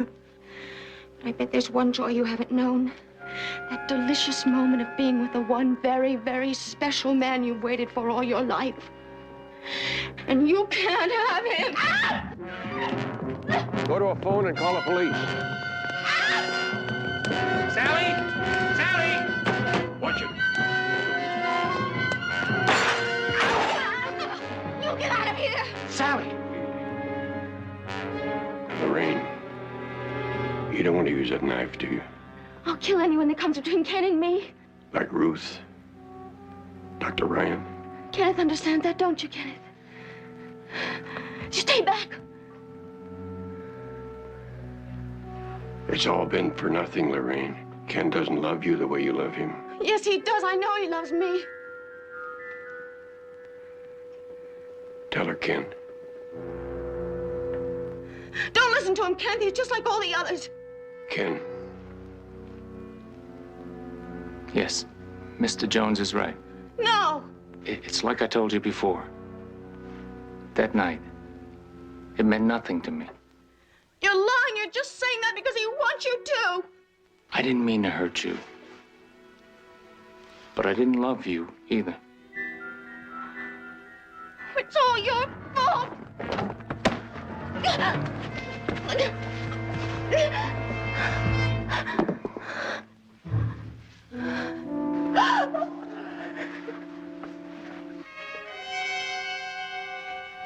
He loves me. I know he loves me. I know he loves me. He loves me. I know he loves me. Fine boat. Excellent food. Good company. Kind of spoil the man for going to work. And if I know that man, let's see, a fishing pole, a ticket to a baseball game, and any month with the letter R will do the same thing. Become a charter member of my Lazy Man's Club, Barnaby, and you get something that makes you immune to criticism like that. What's that? Earplugs. I can't help wondering, Barnaby, what's going to become of Lorraine? Well, that's hard to say. I don't think the doctors who are treating her now know themselves and probably won't for years. Well, thank you again, all of you. Yeah. Let's all do this again, soon. That'd be nice. Bye-bye. Bye-bye. Say, how about our Chicago Christopher Columbus here, Where'd you learn to handle a boat like that? Oh, well, there's this little pond we've got back home. We call it Lake Michigan. The night over the shipping docks was thick with a heavy, salt-tinged fog, wrapping the waterfront in a deceptive shroud of quiet. This was the world of a Quinn Martin production, a gripping tale starring Buddy Epson, also starring Lee Merriweather and Mark Shera, with guest stars Peter Caulfield, Renee Jarrett, Jerry Douglas, Robert Euro, and special guest star Michael V. Gazzo. On this particular evening, the air carried the weight of a narrative titled A Simple Case of Terror, a story where hidden greed clashed with vulnerable innocence, yet ultimately pointed toward the enduring power of truth and human connection. Inside one of the dimly lit warehouses near the pier, the silence was abruptly shattered by the harsh, strained voices of two men engaged in a desperate confrontation. "Figures you are the one with your hands in the till," Lee Wallace said, his voice dripping with cold accusation as he stepped out of the shadows, cornering his associate near a stack of heavy wooden shipping crates. "How did you pick the lawn?" John Stevens, caught red-handed and visibly trembling, tried to put on a brave face, though his eyes darted looking for an exit. "It is a piece of cake," Stevens replied, his voice shaking as he attempted to downplay the severity of his actions. "Look, Farinelli has got himself a sweet thing going here. You got what? Maybe $250,000 a month coming through in uncut stones, huh?" He thought he could leverage his knowledge of the illegal diamond smuggling operation to save his own skin, believing that everyone had a price. "Okay, empty your pockets on the crate," Lee ordered, his tone leaving absolutely no room for negotiation or mercy. "Look, come on, Lee," Stevens pleaded, his hands raised in a gesture of desperation as the gravity of his situation began to sink in. "All I am doing is skimming a couple of grand a month." "Now, I figure I got some bargaining position here, right? He honestly believed that in a world ruled by illicit wealth, a small-scale theft could be overlooked in exchange for silence. I said, "Empty your pockets," Lee repeated, stepping closer, his posture radiating an unyielding authority. Nice and easy. Now, do not turn around. All right, Stevens. Within moments, the confrontation escalated beyond mere words. Another figure, Eddie, emerged from the perimeter to assist in securing the captive. Now, we're going to take a little ride to Mr. Farinelli House, Lee announced grimly, pushing the defeated man toward the exit. Now move. Meanwhile, in a warmer and far more peaceful part of the city, a young woman named Peggy Landry was tidying up a small office, waiting patiently for her husband. When the door opened, her face lit up with a genuine, affectionate smile as Tom Landry walked in. "Hi," she said softly, her voice filled with the gentle warmth of a devoted spouse. "Hello," Tom replied, his expression a mixture of fatigue and a deep, underlying confusion that seemed to cloud his eyes. "Not finished yet?" "Oh, just 5 more minutes," Peggy answered cheerily, gathering her papers. "What did you do today? Did you keep yourself busy?" Tom sighed gently, looking down at his large, strong hands. "No, but they say a ship will be unloading end of next week. Maybe I can get a day or 2 of work in." Peggy, wanting to cheer him up and lighten his mood after another long day of searching for employment, smiled brightly. "Hey, why don't you go pick up some Chinese food at Chong Place?" It was a simple, comforting routine they both enjoyed. "Great idea," Tom said, a faint smile touching his lips as he felt the soothing effect of her optimism. "I will meet you at the corner, okay?" "Okay," Peggy agreed, watching him leave with a look of profound love mingled with a subtle, protective anxiety. She knew the struggles he faced every single day just trying to navigate a world that felt increasingly unfamiliar to him. Back at the deserted section of the pier, the situation between Lee, Eddie, and Stevens had turned incredibly chaotic and violent. In the shadows of the warehouse, a frantic struggle broke out as Stevens made a desperate attempt to break free. Tom Landry, walking nearby on his way to the restaurant, heard the sounds of scuffling and shouting. Driven by his innate desire to help others, he rushed into the gloom, only to find his childhood friend Lee in the middle of a dangerous altercation. "Come on, Lee," Stevens was shouting, struggling against his captors. "Come on, give me a break." "Farinelli, that is know about you." "It is me." Tom, seeing his friend in apparent danger, barged into the fray with his immense physical strength, pulling the men apart in a frantic effort to restore peace. In the darkness and confusion, heavy blows were exchanged, and a sudden, sharp movement ended the conflict instantly. "He hurt you, Lee?" Tom asked, breathing heavily, his mind struggling to process the rapid sequence of events. "I am okay," Lee gasped, leaning against a crate as he tried to regain his composure. "I am okay." Tom looked down at the motionless form of Stevens on the floor, panic rising in his chest. "Why was he fighting with you?"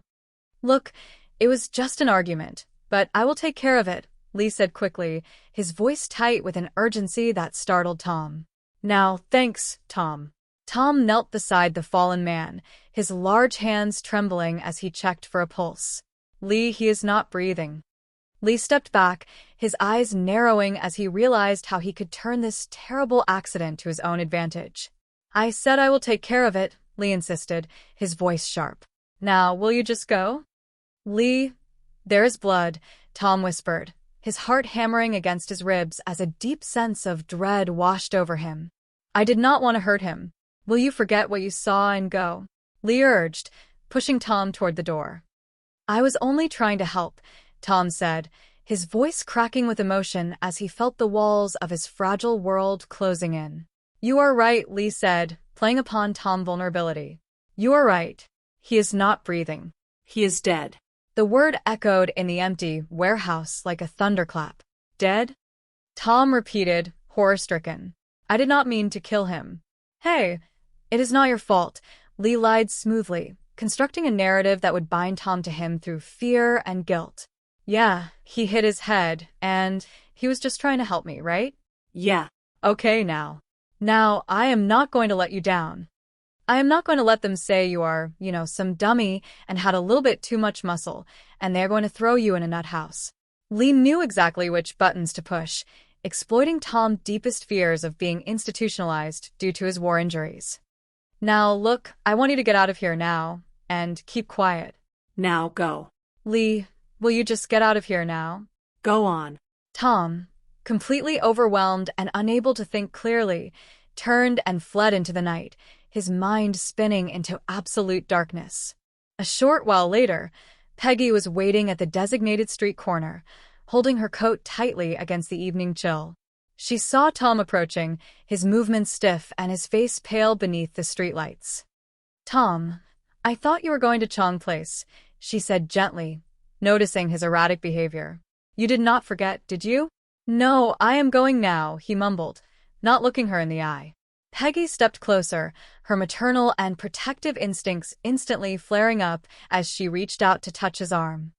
Tom, is something wrong? Tom, your hands are bleeding. What have you been doing? Tom pulled his hands away, hiding them in his pockets as he panicked internally.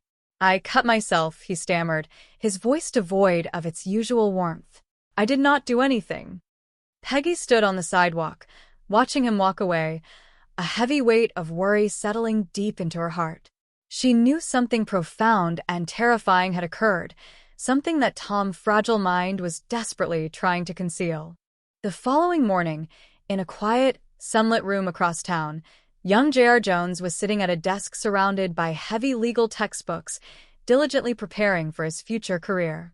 Substantive law defines he murmured to himself, pausing as he tried to cement the complex definitions in his mind. What is it? The content of the norms of behavior that are to be legally enforced. The content of the norms of behavior that are to be legally enforced. Adjective, law.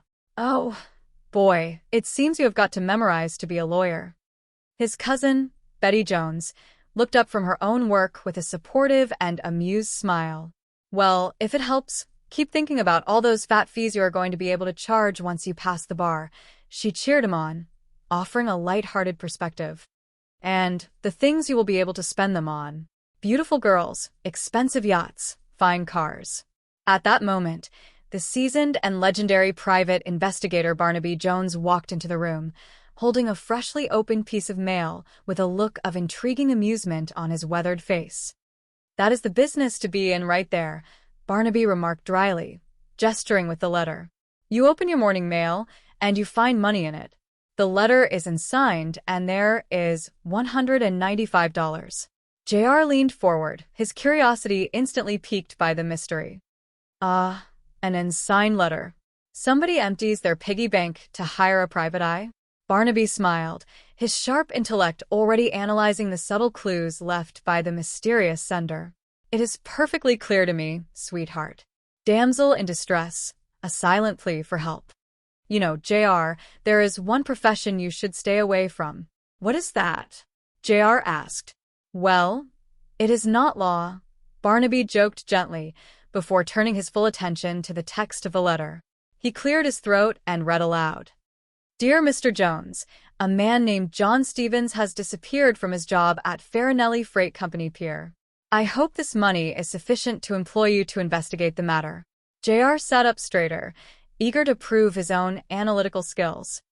All right, thumbnail sketch of the sender, and I get the job, okay? Okay, Barnaby agreed, willing to test the young man. Sex of the sender, female, J.R. declared confidently, because most desperate females, when they are in trouble, do not know where to lean. Betty rolled her eyes with a good-natured groan. Oh, chauvinist. Defend yourself, chauvinist. Okay, piggy bank aspect, J.R. continued quickly, trying to salvage his theory. $195, not $200. It is a woman who is finding it difficult to make ends meet. No, for the do not know where to lean sex. Nowhere to lean sex. All rightio. Barnaby chuckled softly, shaking his head at the youthful deduction before offering his own expert assessment based on decades of experience. Proficient typist, possibly as secretary, Barnaby pointed out, indicating the clean margins. The headings properly spaced. There are no corrections or misspellings. Obviously not a law student. Let us see. The paper is of good quality. There is a watermark we should be able to trace. I would say odds are 5 to 1. The person is working age. Probably used a company typewriter, not an electric, but an old standard. And used company stationery, because the heading has been trimmed off. Betty nodded in agreement, leaning over to inspect the paper. And it has, but the thing is, why would he or she pay for what they can get for nothing but just calling the police missing persons bureau? Barnaby's eyes sparkled with the thrill of a new puzzle. And that looks like our $195 question. Meanwhile, at the grand estate of Mr. Farinelli, the mastermind behind the smuggling ring, Lee Wallace was arriving with a very nervous Tom Landry in tow. The morning sun did little to warm the cold, calculating atmosphere of the mansion. Mr. Farinelli, Lee said as they entered the lavish study. Now you wait here, Lee whispered to Tom, before stepping forward to greet his employer. Look, I am scared, Lee, Tom muttered, his voice small as he looked around the imposing room, his memory gaps making him feel incredibly vulnerable. What if Mr. Farinelli does not give me a job like you said, huh? Tommy, I said I will look after you, Lee reassured him with a false warmth. That will be okay. Good morning, Mr. Farinelli. Well, I brought him. Farinelli, an older man with an air of absolute authority, looked up from his desk, where Eddie was already standing. Yes, I see, Farinelli said coldly. Eddie and me, we were just discussing your problem. Your problem you had with that thief Stevens the other night. Lee took a breath, delivering his carefully prepared fabrication. Well, as I told Eddie, I tried to bring Stevens here so you could question him, but the big ape just jumped me. Eddie, however, was not entirely convinced by Lee's handling of the situation. Well, our concern now is that maybe Stevens is not in it alone, Eddie countered, his voice sharp. That perhaps he was in it with somebody else who also discovered that we are bringing in the diamonds. Meaning you made a big mistake not letting me handle Stevens. 5 minutes alone with him, I would have had him coughing up the story of his life. Lee shook his head, trying to maintain control of the narrative. We do not have to worry about Stevens working with some other people. He was a loner, Mr. Farinelli. Farinelli stood up, walking toward the window, his expression grim. You know, it is my nature to worry, Lee. Like that young man, for instance. I worry that you needed his help in disposing of Stevens. Tom thought I needed his help, Lee explained quickly, gesturing toward the door where Tom waited.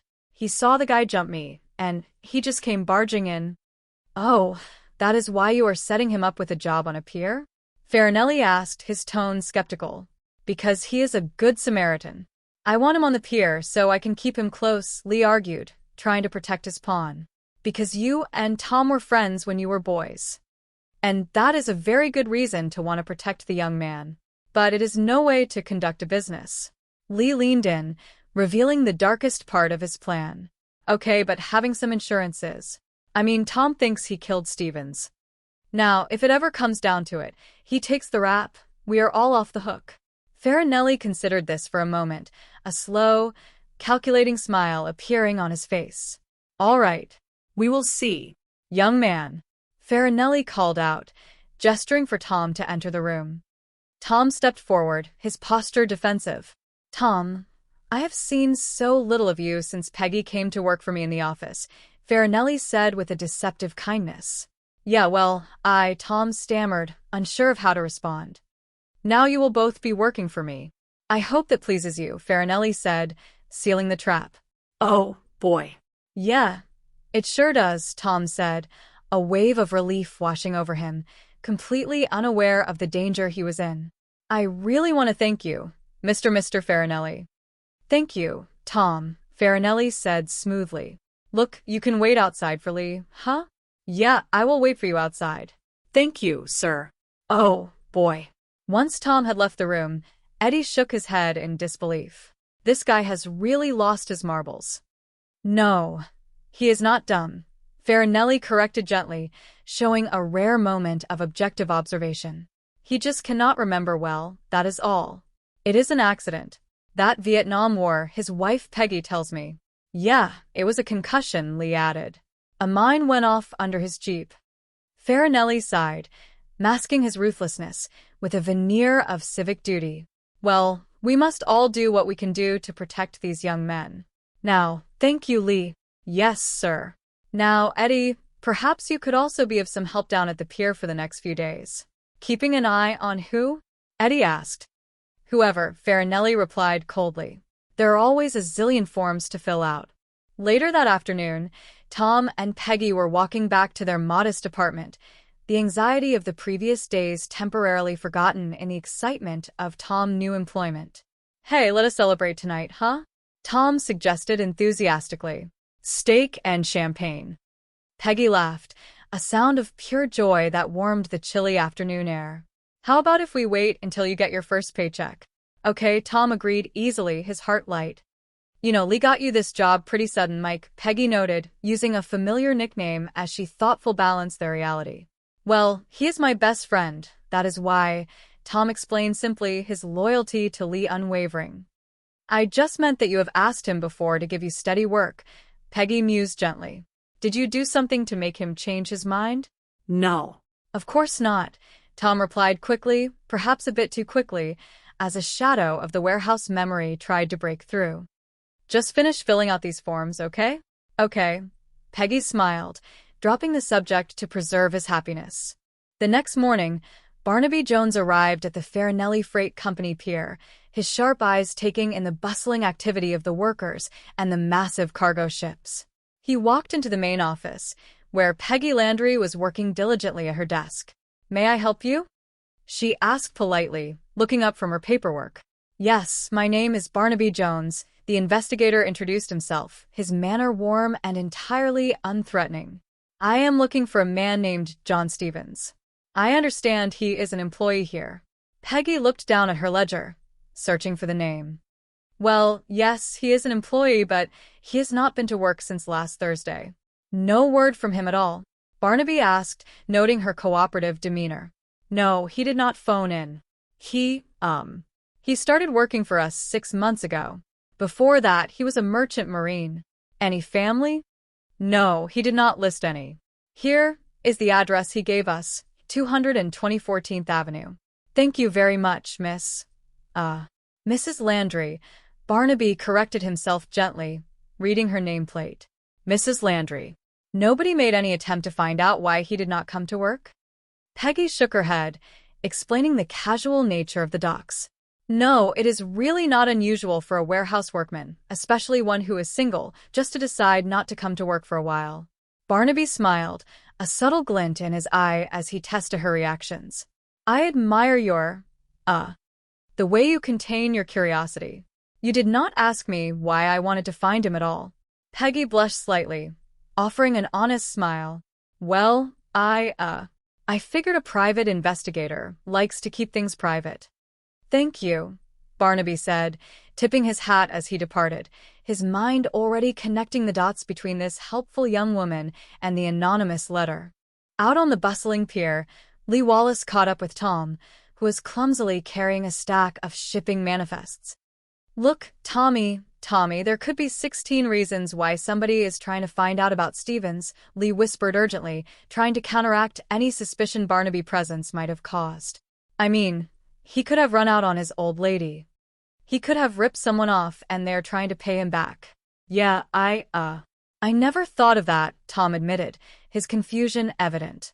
That is just the point, Lee said, leaning in close. You only have to think about one thing. Nobody, absolutely nobody, is going to believe your word that it was an accident that night.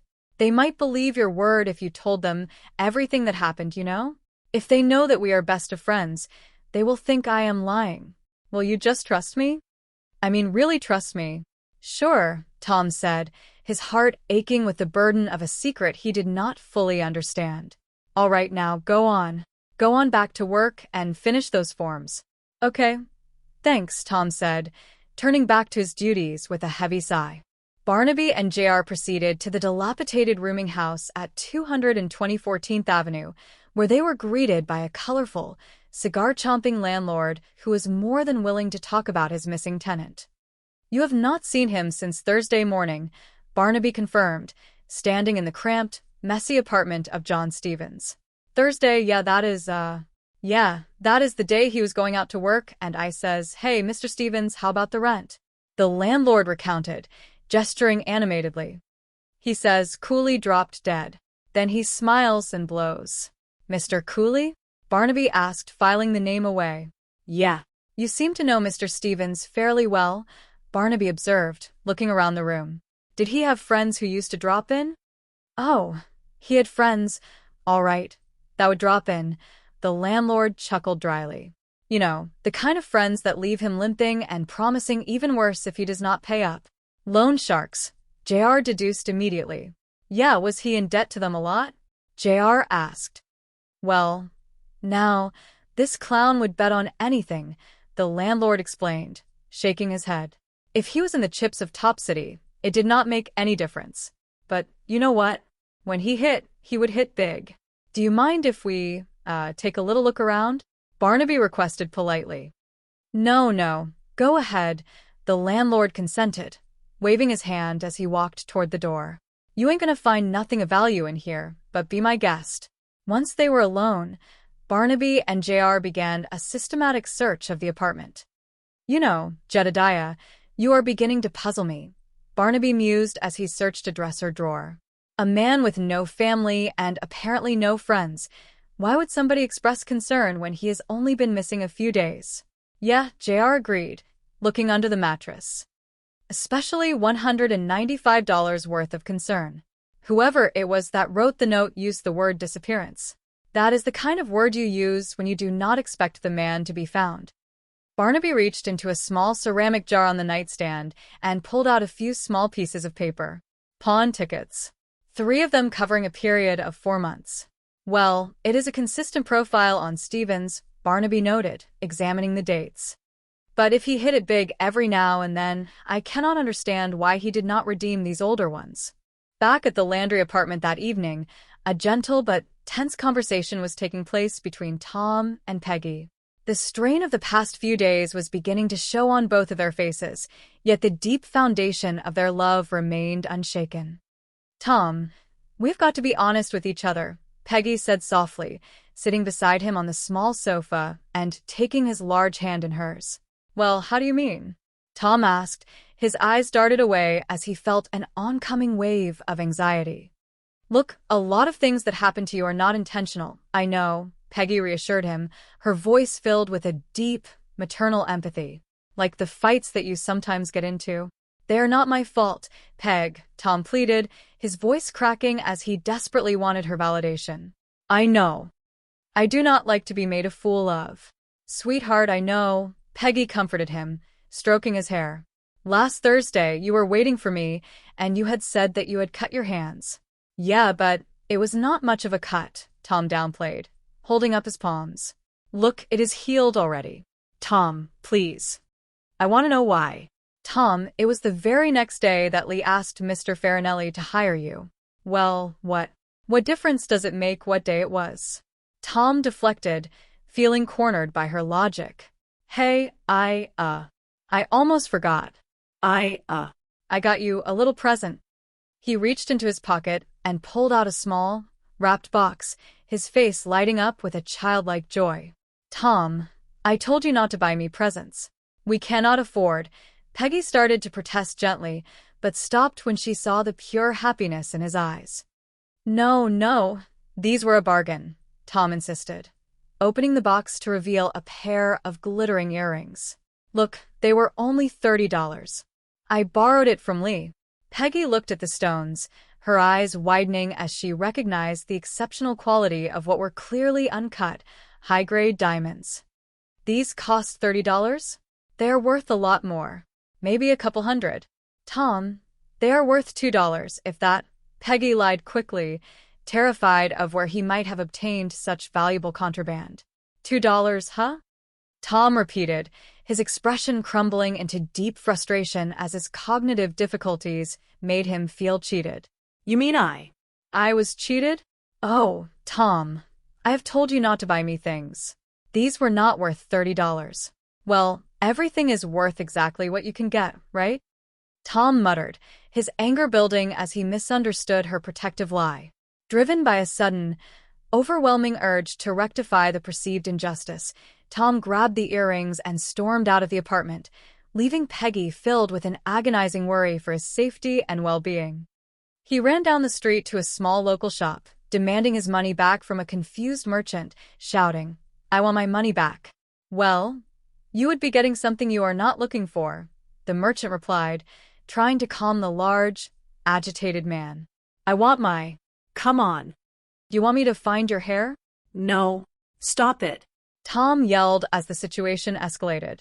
Fortunately, Peggy had followed him, rushing into the shop to intervene before anyone was hurt. "Tom, stop," she cried, pulling him away. "Come on. Come on." "He cheated me." Tom cried out, his large frame shaking with a mix of anger and confusion. "He belongs in a booby hatch. He cheated me." Peggy led him out into the cool night air, her heart breaking for the pain and frustration he endured every single day. "Tom, you could have hurt that man," she said softly, wrapping her arms around him as his anger began to fade into sorrow. "But he is the one," Tom whispered. "I do not care what he was," Peggy said firmly but lovingly. "Tom, you are too strong to fight with other people. And fighting with this? You want to kill somebody?" At the mention of the word kill, a sudden, terrifyingly clear memory flashed through Tom's mind, a vision of the warehouse, the blood, and the motionless body of John Stevens. "Right, he is not breathing. He is dead," Tom whispered to himself, his face going completely pale. Tom, did you hear me?" Peggy asked, noticing his sudden withdrawal. I gotta go back to work," Tom mumbled, turning away from her as the weight of the secret threatened to crush him completely.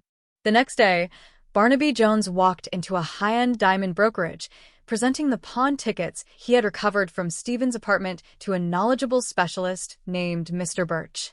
Each loan was on uncut diamonds, Mr. Birch explained, examining his records. "I would lend them about, 40% a month." "Did you have a question where Stevens was getting them?" Barnaby asked, his analytical mind tracking the supply chain. "Oh, I kidded him about it one time," Mr. Birch recalled with a chuckle. "If he had a rich uncle in South Africa, you know." "Mr. Birch, if you had a chance to buy these diamonds, would you have?" Barnaby inquired. "In fact, I offered to buy them." "For more than loan value," the broker replied. "He turned me down." "Now, if you had acquired them, what would have been the next step in their disposition?" Barnaby pressed, looking to understand the mechanics of the market. "Well, I would put them through the Diamond Mart. Go through a broker." Barnaby nodded, leaning against the counter. "I understand the Diamond Mart is pretty well regulated. Would there have been some question as to their source?" "Oh, create plenty of interest," Mr. Birch agreed. "You know, where rough stones are coming from." "Oh, yeah." "But used as collateral in your pawn shop, they would have remained in your vault." "Wherever the uncut diamonds came from," Barnaby concluded, his mind putting the final pieces together. He was afraid to peddle them in the open market for fear that they would be traced back to him. "I think we ought to check a little deeper into Stevens' past, the ships he worked on." Incidentally, a list from the paper company came in. Farinelli Freight is listed as one of their customers with that kind of watermark on their stationery. It seems that all roads still lead to Farinelli Place. "Smuggling operation?" JR asked as they walked out into the sunshine. "If it is going to be pretty hard to get any information on Stevens' whereabouts," Barnaby mused. "Hey, look," JR suggested enthusiastically. "Why do not I get a job on the pier, ask around, look around, and see if I can pick something up? Like a couple of fog steers?" Barnaby warned gently. "Or worse. Some of those waterfront people play pretty rough." "Look, it cannot be any worse than my neighborhood back in Chicago," JR insisted with a confident grin. Barnaby smiled, proud of the young man's courage. "Get me Lloyd Sweeney, dock worker local 81. He owes me a favor." Later that afternoon, JR arrived at the Farinelli Freight Company pier, dressed in rugged work clothes and carrying an application form. He walked into the busy warehouse office, greeting the foreman cheerfully. "Hiya, Mr. Farinelli," JR said as the older gentleman passed through the room. "Eddie." Finally, Farinelli called out, ignoring JR and addressing his associate. "I will be in the warehouse." JR approached the desk where Peggy was working, pretending to be a clumsy applicant. "Fill this out." "Thank you," Peggy said kindly, handing him a clipboard. "I am sorry. I messed up my application. I made a mistake." JR apologized with an endearing smile, trying to prolong the interaction to observe the environment. "I will head up another for you," Peggy replied patiently, typing out a fresh heading. "I will be able to start working?" JR asked. Not until tomorrow. If you call me after 5, I will tell you what to get." "Thank you." Just as JR was about to leave, Lee Wallace walked into the back office to confer with Farinelli and Eddie, their voices hushed but tense. "Yes, sir?" Lee asked. "Did you know about this Barnaby Jones, investigator, who has been looking for John Stevens?" Farinelli questioned, his tone sharp with building anxiety. "Yeah, there has been some talk about him," Lee admitted, trying to downplay the threat. "Not to me," Farinelli snapped. "Only now do my people say he has been asking around about what ship Stevens worked on. How come it takes until now for me to find this out? I mean, what is his sweat?" "I figured he worked for a bill collector or maybe even the Sharks," Lee offered quickly. "Or maybe those people in Amsterdam who are looking to get the stones back." "Yeah, that is a good possibility," Farinelli conceded, pacing the room. "So maybe it is. I mean, what is Jones gonna find out? I mean, is it just the 3 of us?" "Tom Landry makes it 4, Eddie interjected coldly, "and I wanted to go back to 3. "Oh, Mr. Farinelli," Lee protested, trying to shield his childhood friend. "I mean, Tom does not know anything about our business." "He knows about Stevens," Farinelli stated flatly, his decision made. "And if it is Jones, he should also find out. Yeah, maybe he will start to put 2 and 2 together. I mean, Tom won't talk. I mean, for crying out loud, he thinks he killed him. Then he should be punished like all murderers," Farinelli declared with a chilling lack of empathy. "Eddie, you will take measures." "Mr. Farinelli, now, come on, please," Lee begged, his loyalty torn between his criminal endeavors and his genuine affection for Tom. "I mean, I have known him since he was a kid." "So?" Farinelli dismissed coldly. "You will not be asked to do anything beyond making certain that Tom is here for overtime work tonight." "Yeah," Lee muttered, a heavy sense of guilt settling into his stomach as he realized the deadly trap Farinelli was setting for the innocent young man. As the day progressed, Peggy became increasingly frantic when Tom failed to show up for his morning shift. She paced the office, her heart pounding with a terrible premonition. "Hey, Eddie, I am looking for you," Lee said as he walked into the main warehouse area, finding Eddie reviewing shipping manifests. "Listen, I am sorry about what happened the other day." "You are not losing my temper like that." "I did not. It fell on him." Peggy rushed out of the office, her eyes red from crying as she approached Lee. "I am not even going to work this morning. I am so worried about Tom. He has never stayed out all night before.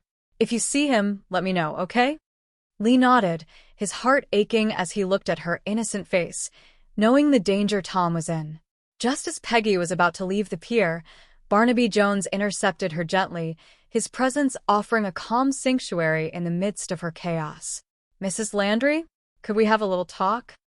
Barnaby requested softly. "Sure. What can I do for you?" she asked, wiping away a tear. "This letter that I got asking me to look for John Stevens is written on the same typewriter as an employment application that got into my hands," Barnaby revealed, showing her the matching watermarks and alignment. "Your typewriter?" Peggy looked down, realizing that her desperate attempt to find the truth had been uncovered by the brilliant investigator. "I have not been too clever about all this, have I?" she admitted softly, her voice trembling. "When we got home that night, Tom hid the wallet in his closet. Do you know, I do not think he remembers that he did that." "Memory is that bad?" Barnaby asked, his heart filling with a deep, paternal sympathy for the young couple's struggles. "We got married right after we graduated from high school," Peggy recounted, a tender smile touching her lips at the memory of happier times. "He came back from the war. He barely remembered who I was. Slowly, things are beginning to get better, but it is going to be a long time before his memory is anywhere close to being normal."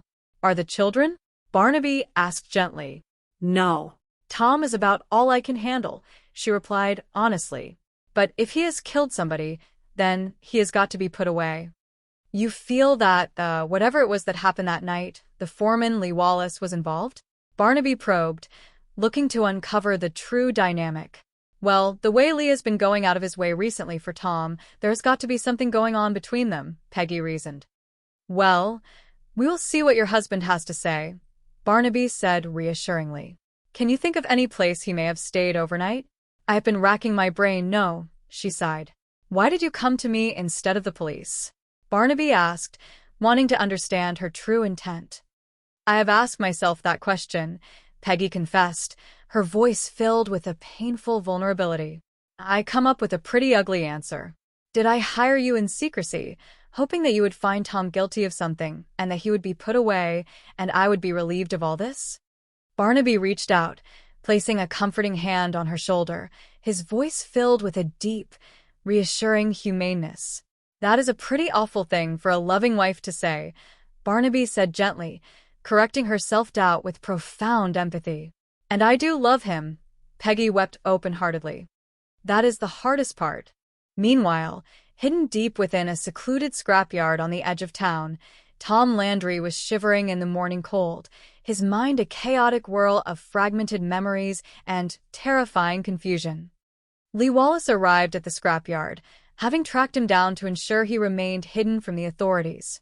I have been waiting for you, Lee said, stepping through the rusted hulls of old cars. Where have you been all night? I got scared, Tom whispered, his eyes wide with a childlike terror. I stayed in the scrapyard. Eddie tried to kill me.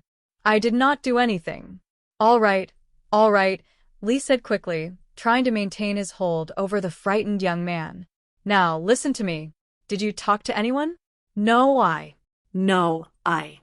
tried to tell him I was sorry, but Tom stammered. Will you forget about that? Lee interrupted sharply. Now, listen carefully.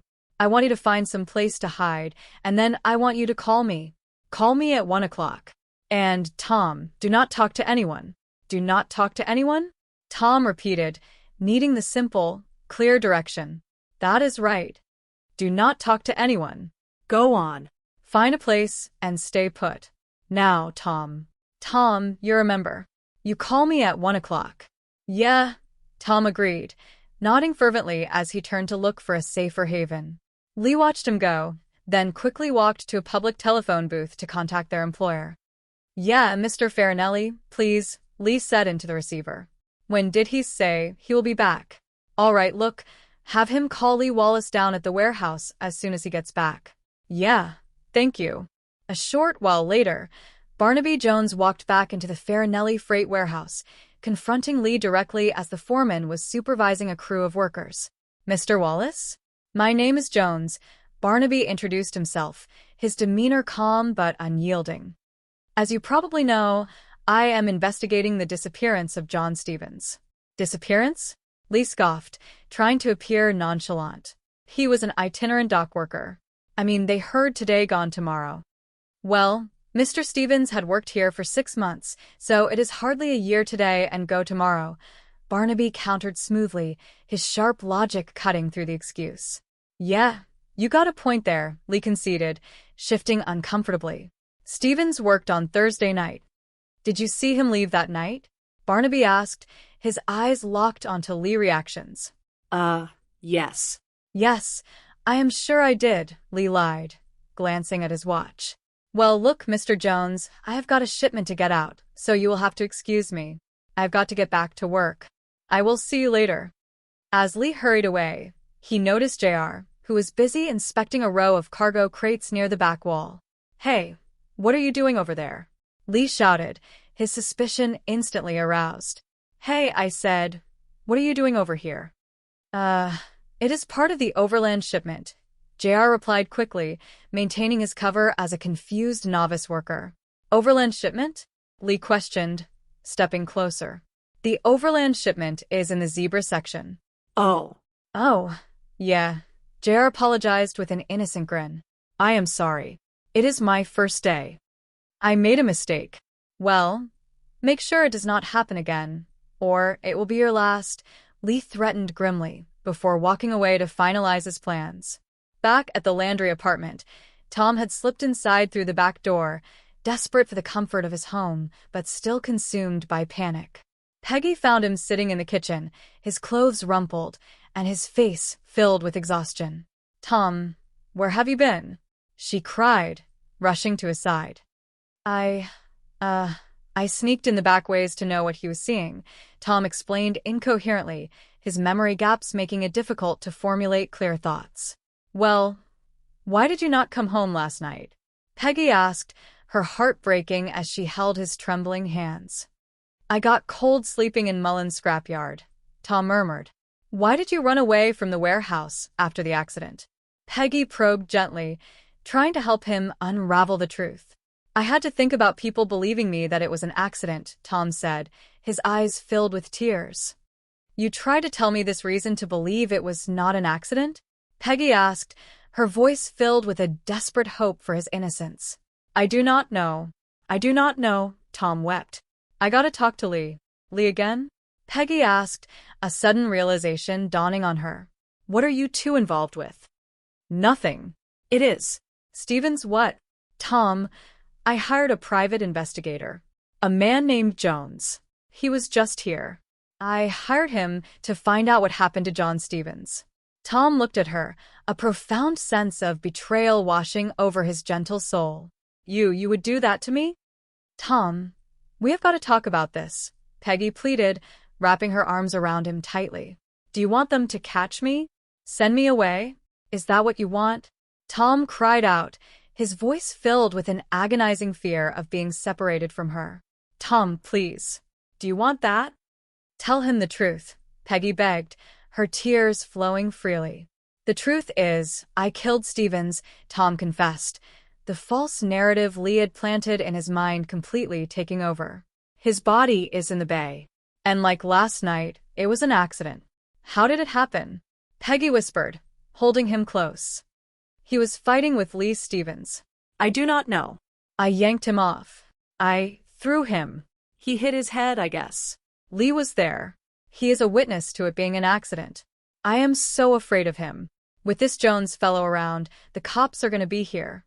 "Tom, if you run, you're just going to look more guilty," Peggy reasoned, trying to anchor him with her love and stability. "Tom, please, you have got to trust me." "Trust you? After what you have done to me?"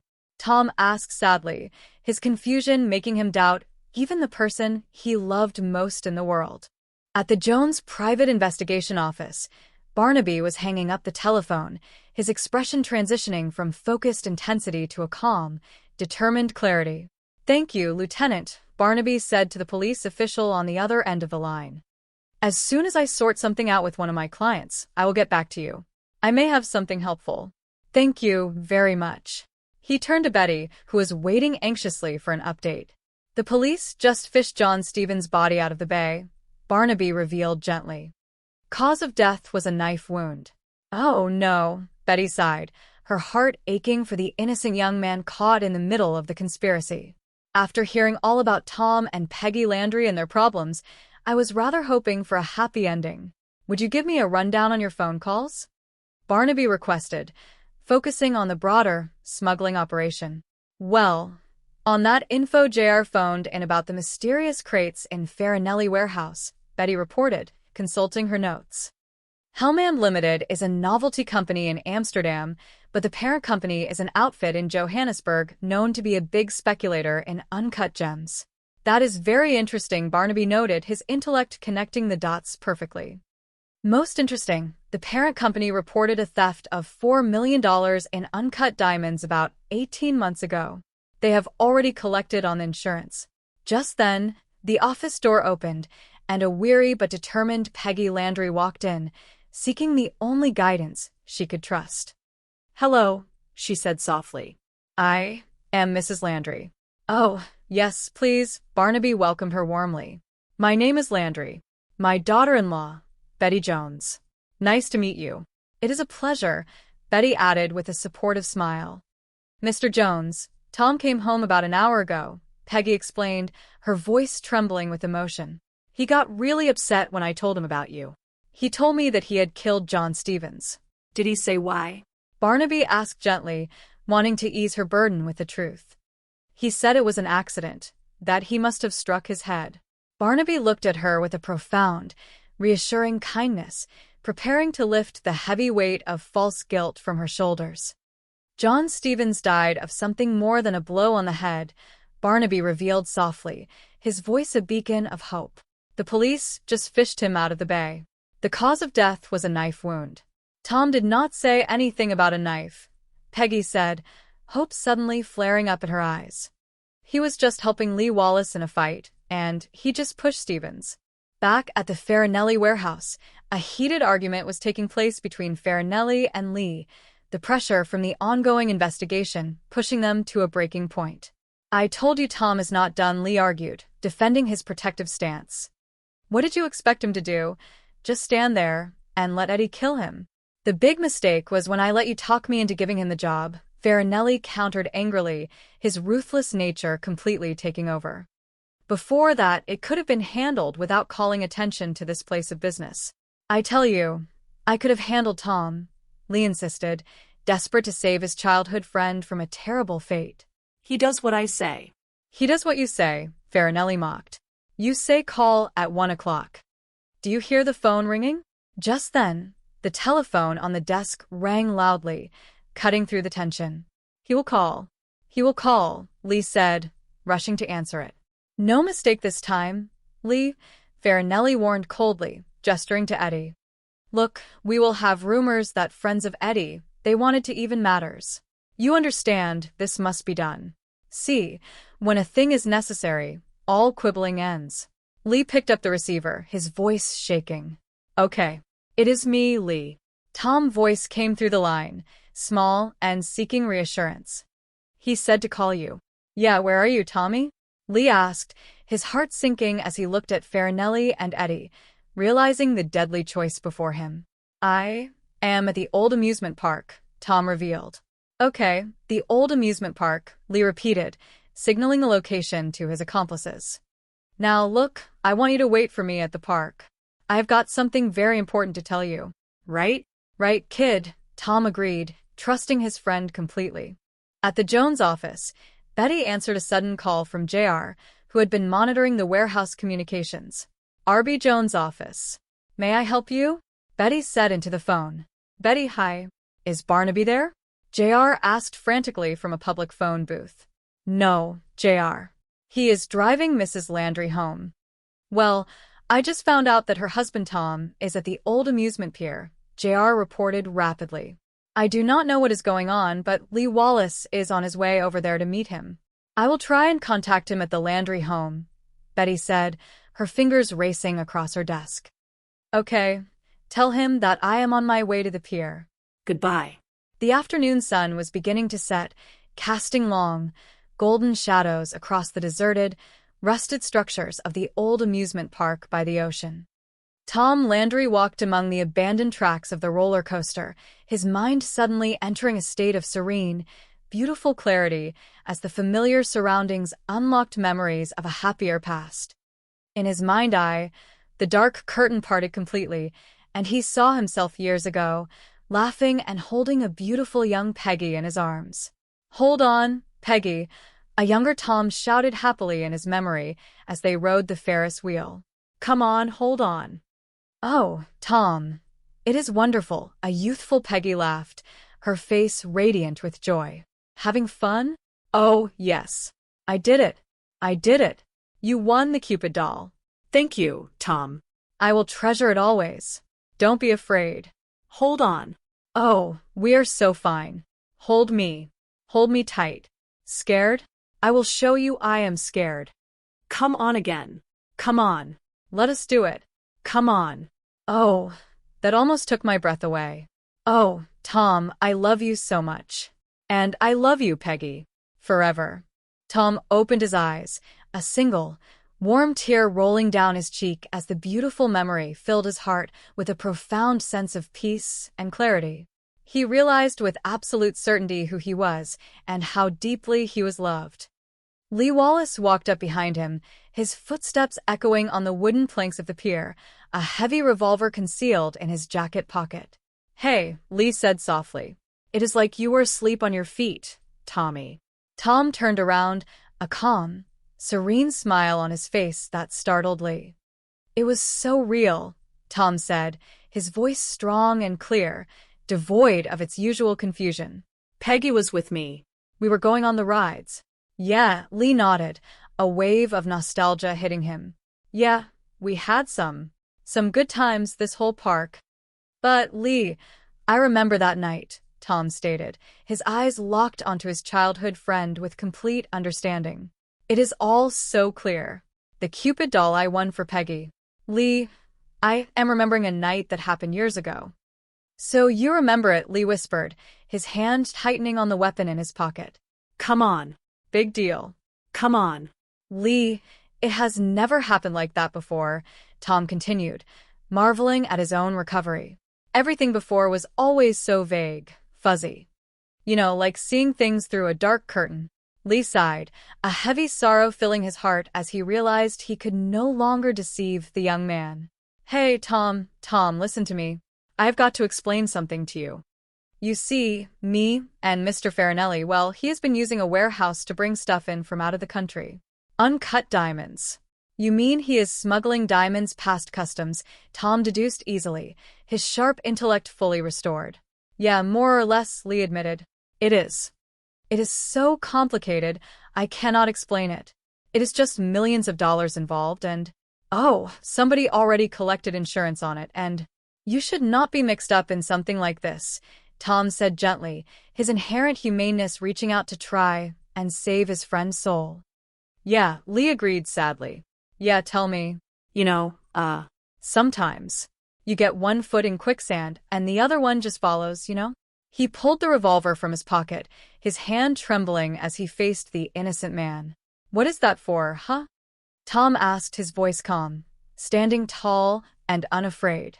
You see, it was me that killed Stevens, not you, Lee confessed, the truth finally coming to light in the beautiful afternoon sun. Yeah. Yeah, I knifed him before you even touched him. You just got yourself involved in the middle of everything, Tommy. So you got to kill me, Tom reasoned softly. Tommy, I ain't got any choice, Tom. I ain't got no choice, Lee wept, unable to raise the weapon as his own conscience fought against a terrible deed. Wallace!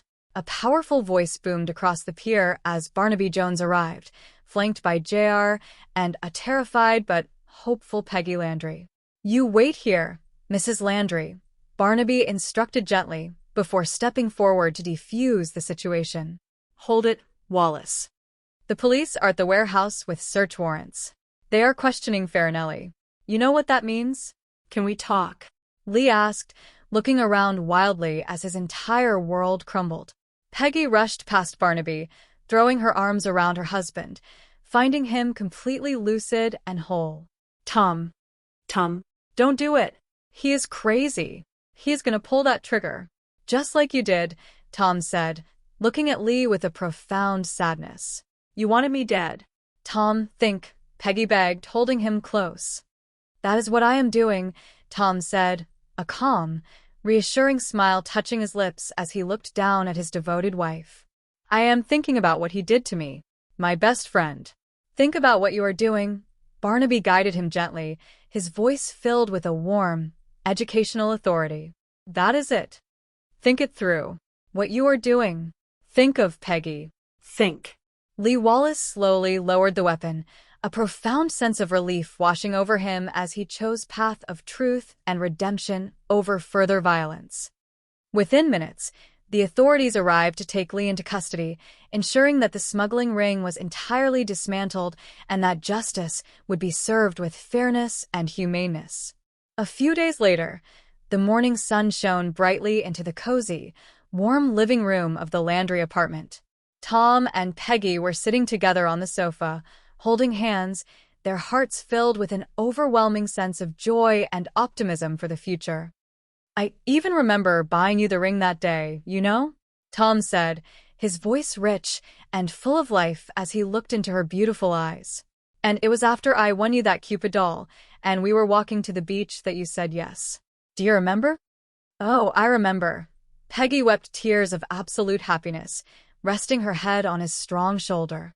Barnaby Jones stood near the doorway, watching the beautiful couple with a warm, satisfied smile on his face, proud to have played a part in restoring their happiness.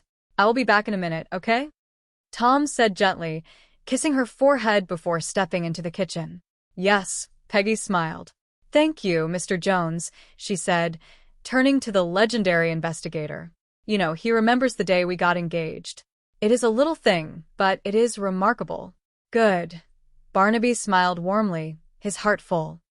"I have something for you." He reached into his coat pocket and pulled out a small, neat stack of bills. $195 exactly. "Oh, no, Mr. Jones," Peggy protested gently, hesitant to take the money back. "Yes, you see, there is an insurance company involved," Barnaby explained with a cheerful, light-hearted grin, "and they tell me that they are delighted to pick up my expenses in exchange for finding the stones." "Thank you," Peggy said, her heart overflowing with gratitude for his profound humaneness and guidance. JR and Betty walked into the apartment just then, their faces bright with the joy of a successful investigation concluded with peace and love. Morning, JR greeted everyone cheerily.